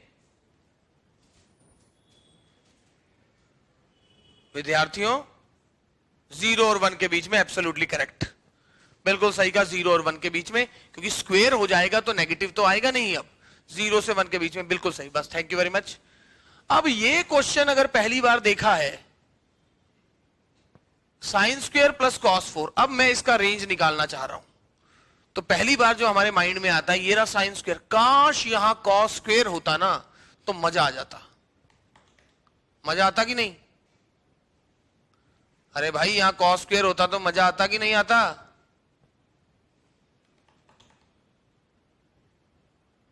भाई अगर मैं इसको जितना छोटा करना चाहूं तो ये साइन स्क्वेयर दिख रहा है, तो इसके साथ केवल कॉस स्क्वायर होता तो अपनी बात बनती कुछ, काश यहां कॉस स्क्वायर होता तो मजा आ जाता, और जिस काम में मजा आ जाए उसे करने में क्या हर्ज है। तो लीजिए साइन स्क्वायर और इसे कर दिया plus cos square into cos square.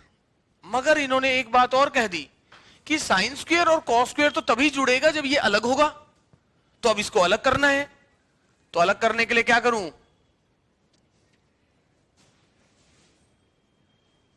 1 minus sign square x. 11th 12th और ग्रेजुएशन में यही फर्क है, ग्रेजुएशन में थ्योरी पूरी हो जाए तो फिर कुछ नहीं, यहां पर आपको सब पता भी है, बट वो अप्रोच कौन कौन सी लगानी है, वो सपना आना, ये थोड़ा सा एक अलग बात होती है। तो इसलिए ये थोड़ा प्रैक्टिस मांगेगा। Plus cos square x minus cos square x into sine square x. लो स्टूडेंट्स, मजे लगे कि नहीं, ये बन गया 1।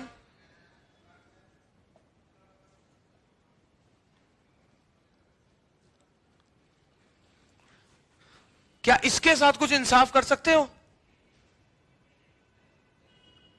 Sign square x into cos square x के साथ?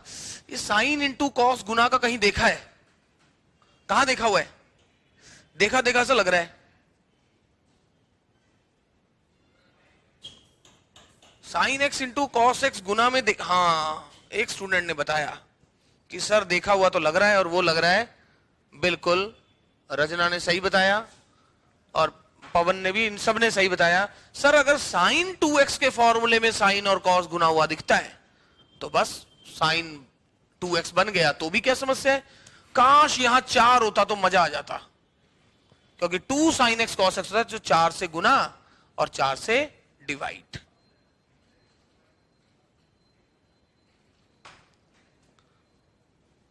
तो ये क्या बनेगा, 2 साइन एक्स कॉस एक्स का स्क्वायर।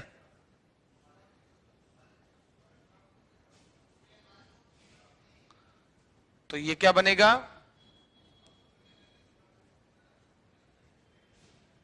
अब क्या है, अब तो इसी का भाई है, अब तो इसी का भाई है कि नहीं।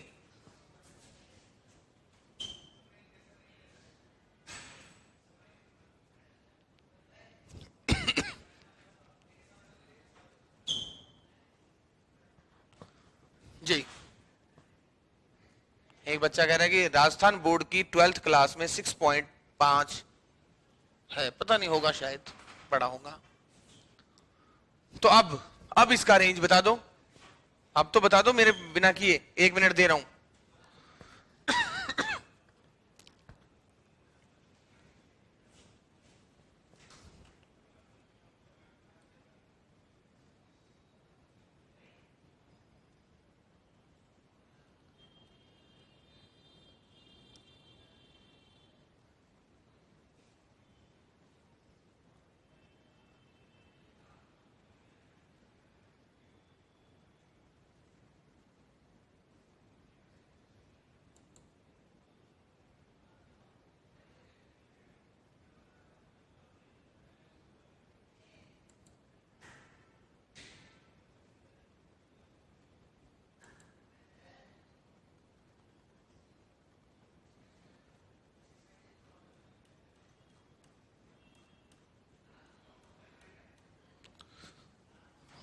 अभी भी आंसर 1-2 बच्चों का अलग अलग है, बड़ी हैरानी की बात है। क्या करते हो तुम,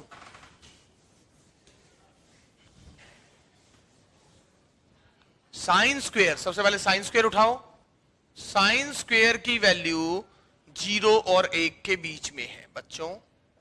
विद्यार्थियों देखिए, -1/4 गुना कर दें, -1/4 गुना कर दें, और -1/4 गुना करेंगे तो आप देख रहे हो कि क्या होगा, -1/4 गुना करेंगे तो 1 तो बन जाएगा -1/4 और 0 0।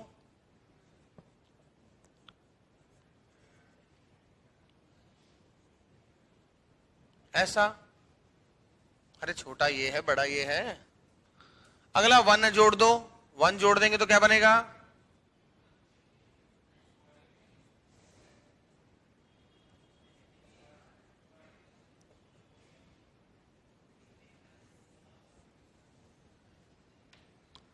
तो रेंज क्या आ जाएगा, 3/4 से लेकर 1 तक। लो, रेंज क्या आ गया, 3/4 से लेकर 1 तक।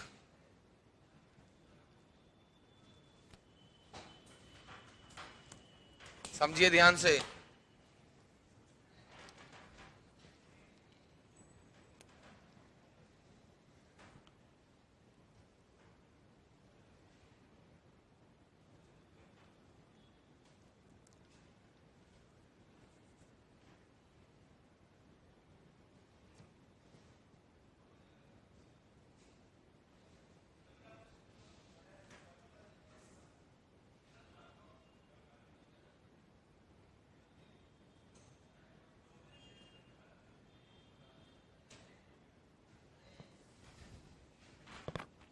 बिल्कुल सही है, समझ आ गया। ये भी बड़ा एक इंपॉर्टेंट था। तो जब भी ये साइन कॉस जैसे दिखते हैं ना, कभी बटा में आ सकता है, कभी कहीं ऊपर जा सकता है, तो आपको ये सोचना है। आप सोच के देखें कि क्या हो रहा है। जैसे कि रब कर दूं ना, जैसे कि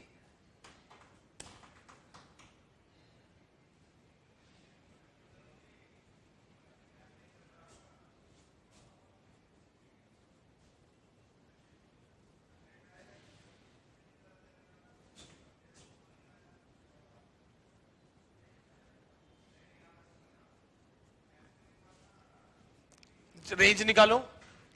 मैं थोड़ा रुकता हूं, फिर देखता हूं आप क्या करते हो। रेंज निकालो, x 0 से पाई है और इसका रेंज निकालें। मैंने कहा मैं तो छोटे छोटे क्वेश्चन कराता हूं, बस मैं जानना चाहता हूं कि आप क्या करोगे।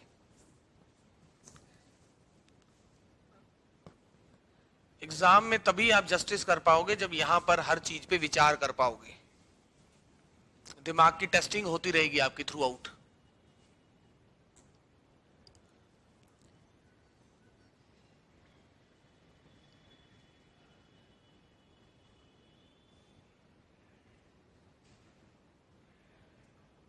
मुकेश, ये आंसर क्या है? ओपन इंटरवल है, क्लोज इंटरवल है, आइसोलेटेड पॉइंट है, क्या है ये?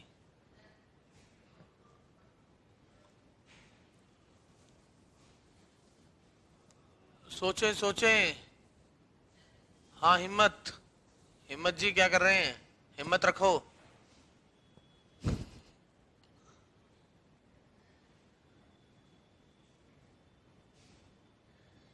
Very good. एक बच्चे ने तो काफी आंसर अच्छा दिया। मुकेश का आंसर तो गलत है, थोड़ा सा गलत हो गया शिवचरण का, थोड़ा सा। फिर भी काफी अच्छा आंसर था शिवचरण का, कोई प्रॉब्लम नहीं है।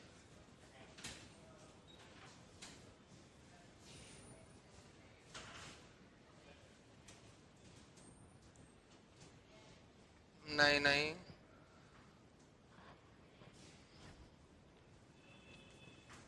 नहीं,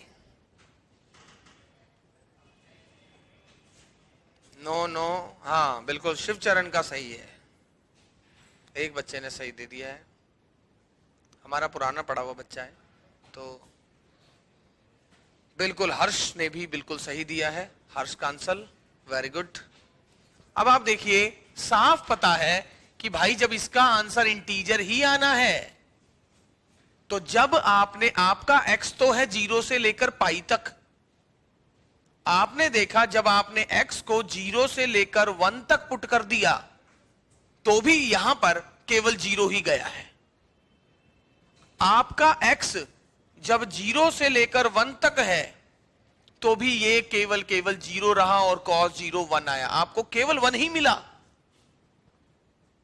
जब आपने x को 1 से लेकर 2 तक पुट कर दिया, क्योंकि ग्रेटेस्ट इंटीजर किस पे लगा हुआ है? x पर लगा हुआ है। तो ये क्या हो गया? तो जब आप x को 1 पुट किया तो cos 1, 2 पुट 1 से लेकर 1.5 पुट किया तो भी cos 1, तो केवल cos 1 निकलेगा। x 2 से लेकर 3 तक पुट करोगे तो cos 2 निकलेगा, क्योंकि 2 ही आएगा बस। cos 2 जो भी आएगा वो cos 2 है। 3 से लेकर पाई तक, पाई होता है 3.14, 3 पुट करने पे 3 से लेके 3.1 तक पुट करोगे तो केवल cos 3। तो रेंज क्या हो गया? 1 cos 1 cos 2 एंड cos 3। विद्यार्थियों क्या दिक्कत है? समझ रहे हो मैं क्या कहना चाह रहा हूं? वही ग्रेटेस्ट इंटीजर है, वही कॉस है, रेंज का मतलब है जो निकल कर मिलेगा।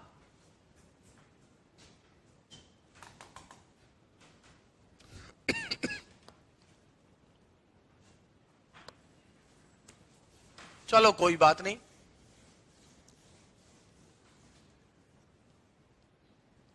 मैंने आपको पहले बोला मैं तो छोटी छोटी बातें पूछता हूं, बस जो हम पढ़ चुके होते हैं उसी में घुमाता जाता हूं, बस इधर उधर।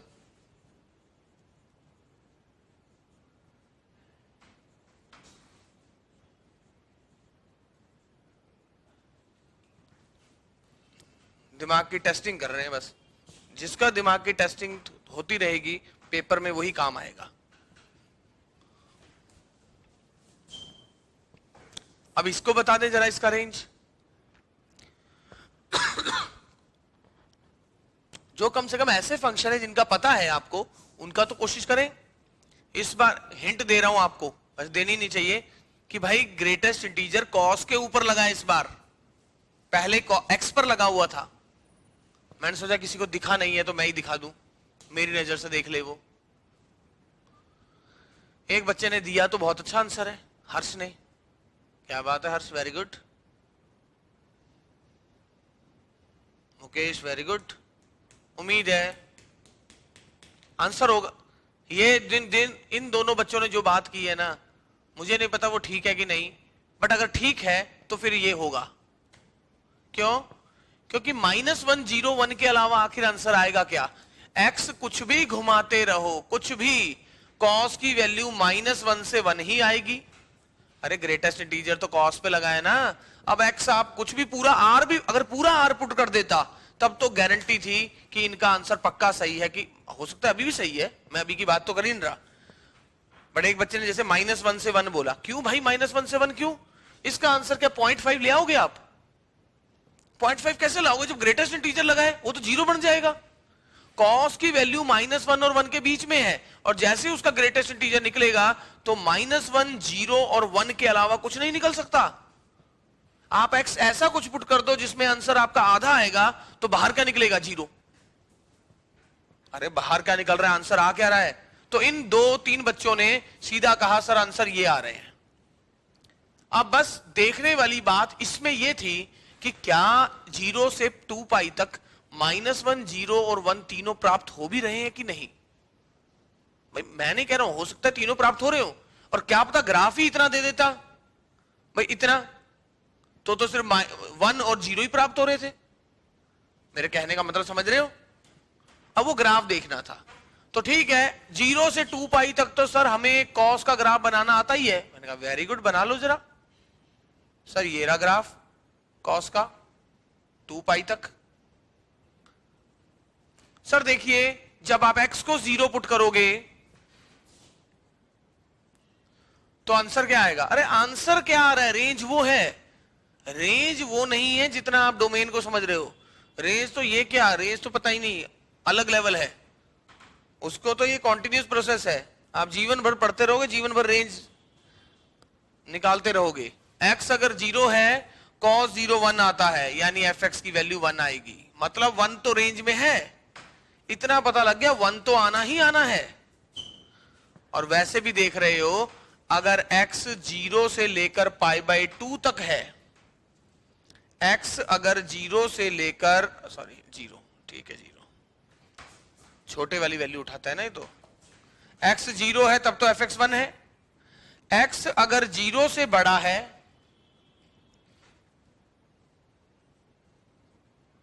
और π/2 तक है, x जब 0 से π/2 तक है तो cos की वैल्यू कहां से कहां तक जाती है स्टूडेंट? cos 0 पे 1, cos π/2 पे 0। 0 और 1 के बीच में, 0 और 1 के बीच में। और अगर cos की वैल्यू 0 और 1 के बीच में जा रही है तो fx क्या देगा? केवल और केवल 0 दे देगा। अब जब x π/2 से आगे चल रहा है, π/2 से पाई तक, तो आपका आंसर 0 और -1 के बीच में घूम रहा है। आपका cos x 0 और -1 के बीच में घूमेगा।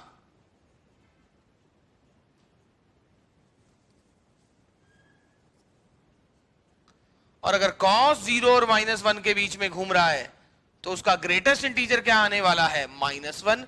इसका मतलब बच्चों -1 भी प्राप्त हो गया, 0 भी प्राप्त हो गया और 1 भी प्राप्त हो गया।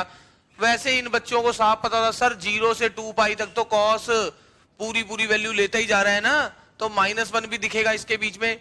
0 से 2π के बीच में cos -1 भी ग्रहण कर रहा है, 0 भी ग्रहण कर रहा है, 1 भी ग्रहण कर रहा है, और इन तीन के अलावा तो कोई पूर्णांक आता ही नहीं है cos में।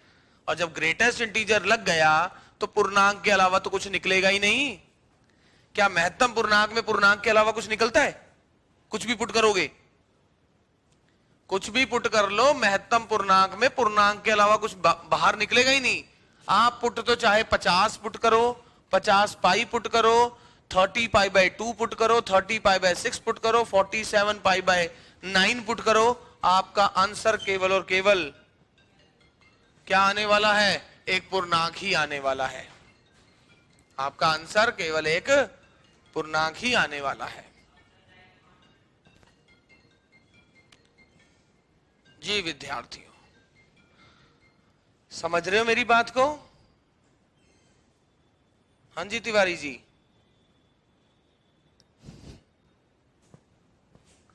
समझे क्या चल रहा है? तो फर्क पड़ रहा है यहां पर, और यहां पर x के ऊपर था पूर्णांक, तो x की वैल्यू का गेम हो रहा था। यहां x की वैल्यू का नहीं, cos की वैल्यू का गेम हो रहा है, और cos तो वैल्यू -1 और 1 के बीच में ही रख रहा है।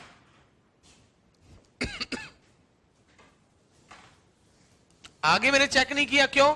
चेक तो मैं आगे भी कर सकता था भाई, जब पाई से 3π/2 तक जा रहा है तो वैल्यू -1 और 0 के बीच में, और -1 और 0 के बीच में डालोगे तो आंसर -1 दे देगा।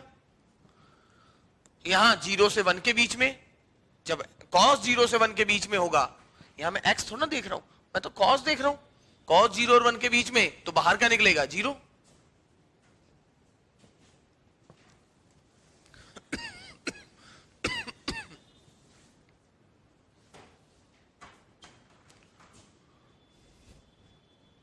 ठीक है, अच्छा देखो एक बात और,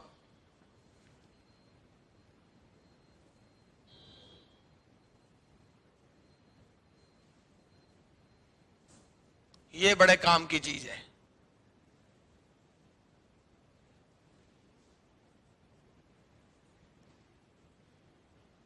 बहुत काम का रिजल्ट है, रिजल्ट नंबर 6 बहुत काम का। कोई भी नंबर और उसका जो व्युत्क्रम होता है रेसिप्रोकल होता है।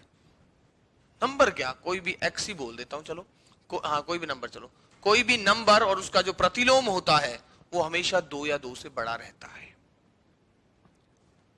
बशर्ते नंबर 0 से बड़ा हो।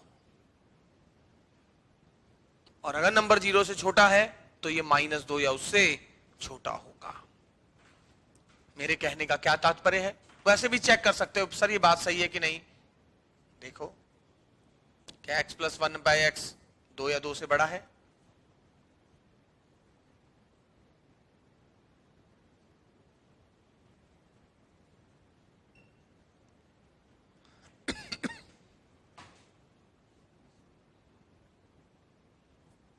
इसको इधर ले आए, अरे ऐसा कर दिया।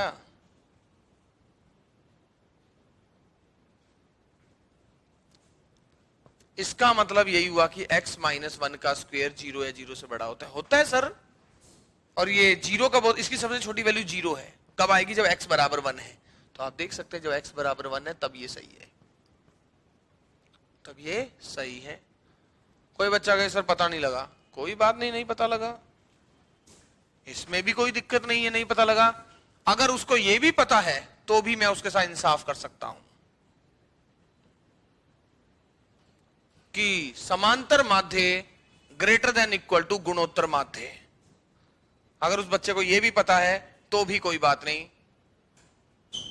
वो अपने काम का ही बच्चा है, तब भी मैं उसकी मदद कर पाऊंगा। देखो, दो नंबरों का अर्थमेटिक मीन, गुणोत्तर माध्य a प्लस बी, ए और बी का a प्लस बी बटा 2 ग्रेटर देन इक्वल टू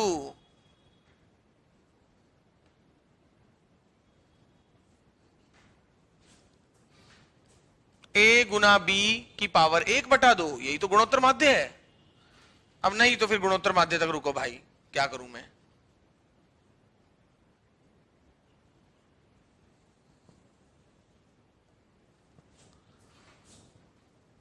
और यहां पर x 0 से बड़ा है, यही अगर मैं माइनस माइनस से मल्टीप्लाई कर दूं तो लेस देन -2 हो जाएगा, तब -x माइनस 1/x, और -x का नाम दे दिया मैंने y। तो मैं कह रहा हूं y plus 1 less than equal to -2 होता है अगर y नेगेटिव हो जाए। ठीक है, गॉट माई पॉइंट।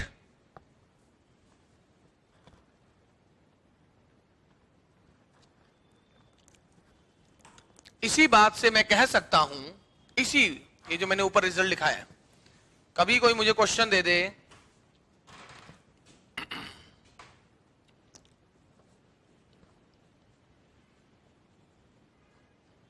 सर इसका रेंज क्या है,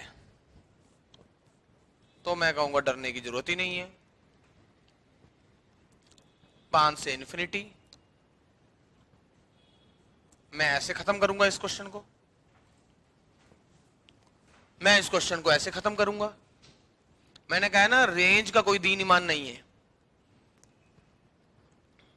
पर जितना हम करा रहे हैं, जितना मैं अभी कल मैं वो कराऊंगा जिसमें एक तरीका होता है, जैसे डोमेन का तरीका था ना, वो तरीके वाला बताऊंगा, समझ रहे हो। ये तो वो कर रहा हूं जिसका तरीका नहीं है, जो आपको थोड़ी थोड़ी समझ होनी चाहिए। अब ये कैसे किया सर, देखें विद्यार्थियों, ये e की पावर x है और ये e की पावर -x का मतलब ये। अब मैंने कहा, और e की पावर x जो है, कुछ भी पुट कर लो, कुछ भी, e की पावर x तो हमेशा पॉजिटिव ही है, ये एक पॉजिटिव है, और ये तो हमेशा 2 या 2 से बड़ा ही रहता है। x को चाहे आप 10 पुट करो चाहे -10 पुट करो, e की पावर x कभी नेगेटिव होता ही नहीं, e की पावर x हमेशा 0 से बड़ा ही देता है।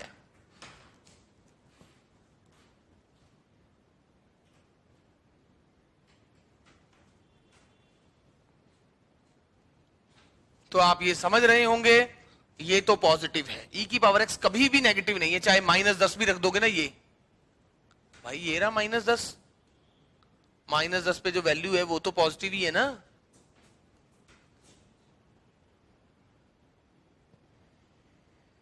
तो e की पावर -10 और 1 बटा e की पावर -10, ये भी पॉजिटिव, ये भी पॉजिटिव। अरे -10 रखने से कोई नेगेटिव थोड़ा ना आ गया, ये देखो ना,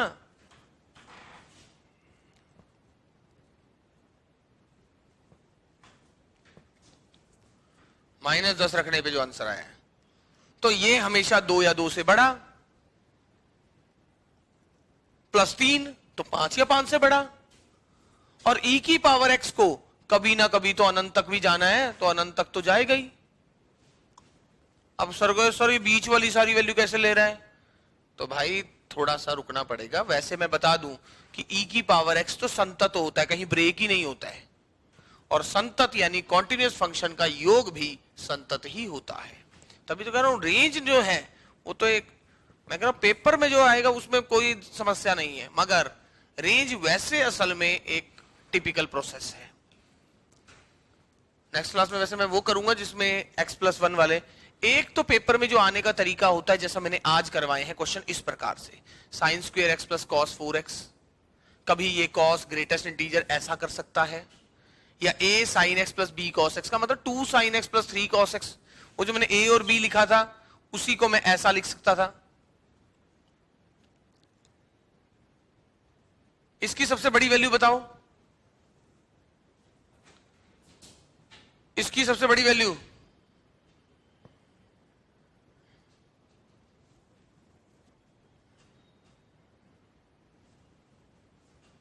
इसकी सबसे बड़ी वैल्यू बताओ।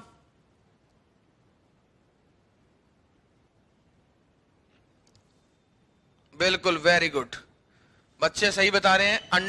Less than equal to under root A square plus B square root 13। Very good, thank you very much, बहुत सही। एक बच्चा पूछ रहा है 23 और 24। तो कल जैसे आपकी क्लास के भी बच्चों का फोन आया था और जैसे मैं ऑफलाइन से जो मैंने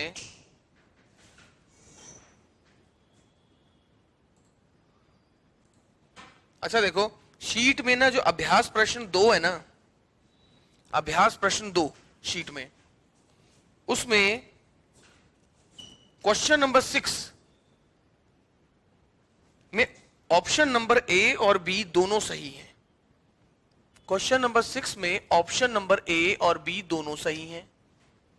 मेरे सामने जो बातें आई है, नहीं, ये इंग्लिश मीडियम में ट्रांसलेशन की बात जो है शीट नहीं करेंगे, क्वेश्चंस अगली शीट से आज जैसे कॉम्प्लेक्स का दे दिया है, क्योंकि वो शीट को ट्रांसलेट आप नोट्स पढ़ लें, वो बहुत है। क्वेश्चन नंबर 14 में आपसे ए डैश पूछा हुआ है, ए नहीं। क्वेश्चन नंबर 14 में आपसे ए डैश पूछा हुआ है, ए की जगह। मैं एक्सरसाइज 2 की बात कर रहा हूं, अभ्यास प्रश्न 2, जो बच्चों ने मेरे से क्वेश्चन पूछे और मेरे सामने जो आए। अभ्यास प्रश्न 3 क्वेश्चन नंबर 2 में नियम रूप लिखिए, नियम रूप नहीं, आपसे रेंज यानी परिसर पूछा गया है। क्वेश्चन नंबर 2 में आपसे रेंज यानी परिसर पूछा गया है, नियम रूप नहीं, आपको रेंज निकालना है। क्वेश्चन नंबर 5 में, ये आपकी बुक में ही गलत था तो उन्होंने टेपा गलत नहीं किया, ऐसा क्वेश्चन है x+1, x+5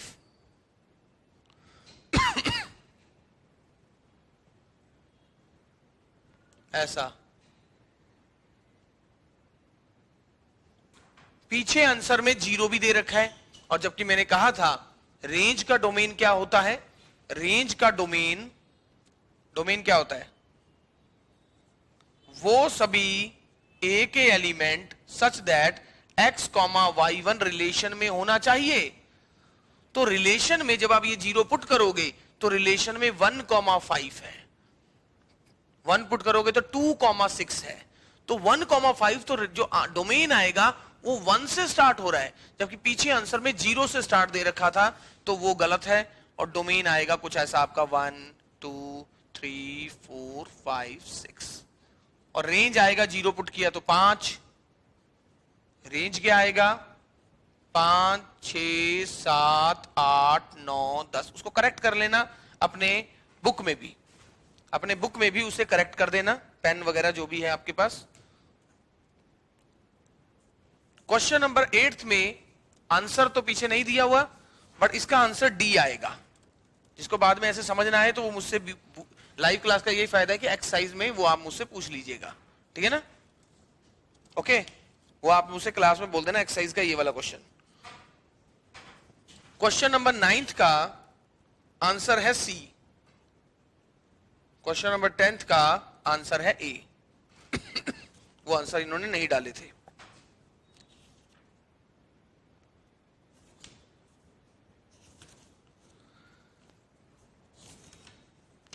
एक्सरसाइज नंबर 5 में आंसर ए है, आंसर बी लिखा हुआ है इसने, फर्स्ट का आंसर ए होगा। अभी तक मेरे सामने इतनी ही बात आई है, ठीक है ना? जो ऑफलाइन वाले बच्चे हैं, मेरे सामने अभी इतनी बात आई है, मुझसे इतना पूछा गया है और मैंने उनको ये ठीक करके दिया है। वो जैसे जैसे बच्चे मुझसे पूछते जाएंगे मैं वो करता जाऊंगा, क्योंकि भाई आप समझ रहे हो कि जब क्लासेस हर टाइम होती है तो कुछ चीजें टाइपिंग वालों पे भी भरोसा करना पड़ता है कि भाई ये टाइप कर दियो, ये पीछे से बुक से पीछे आंसर देख लियो, ठीक कर दियो। भाई तूने ठीक कर लिया सही? तो कहता है हाँ सर ध्यान से कर लियो, हाँ सर ध्यान से कर लिया है। ऑप्शन नंबर क्वेश्चन नंबर 10 जो मैंने करवाया था उसमें रिलेशन का क्वेश्चन नंबर 10 में चौथा ऑप्शन मैंने सीधा कहा कि ये डी मॉर्गन लॉ है, वो ठीक है, वो ठीक है। बट एक बच्चा कह रहा है कि सर सेकंड भी ठीक है, तो आप सेकंड के साथ भी क्रॉस चेक करना। वैसे तो फॉर्मूला है पर फिर भी मैं आपको कह रहा हूं क्रॉस चेक करना। मुझे लगा कि एक ही ऑप्शन सही है, तो मेरे को जैसे ही चौथा दिखा मैंने उसको फिर तवज्जो नहीं दी, मैंने सीधा बोला कि क्वेश्चन नंबर चौथा ठीक है, ऑप्शन नंबर क्वेश्चन नंबर 10 का। तो मेरे सामने अभी ये बातें आई है, तो जो भी है मैं तो ये चाह रहा हूं, कह रहे हैं एक्सरसाइज 1 का क्वेश्चन नंबर 2, निम्न में से कौन सा समुच्चय परिमित है? ये तो क्या है, परिमित अपरिमित, विषम संख्याओं का समुच्चय अपरिमित, पृथ्वी पर समस्त मनुष्यों का समुच्चय परिमित, परिमित सेकंड है परिमित, ये तो देखना था। रेखाखंड के बिंदुओं का समुच्चय अपरिमित, 28 के गुणनखंड परिमित, समतल में रेखाओं का समुच्चय, समतल में रेखाएं कितनी होती है? अनंत। 0 से 1 के बीच में परिमेय संख्याएं अनंत। पता नहीं पीछे आंसर क्या है। तो मेन बात यही है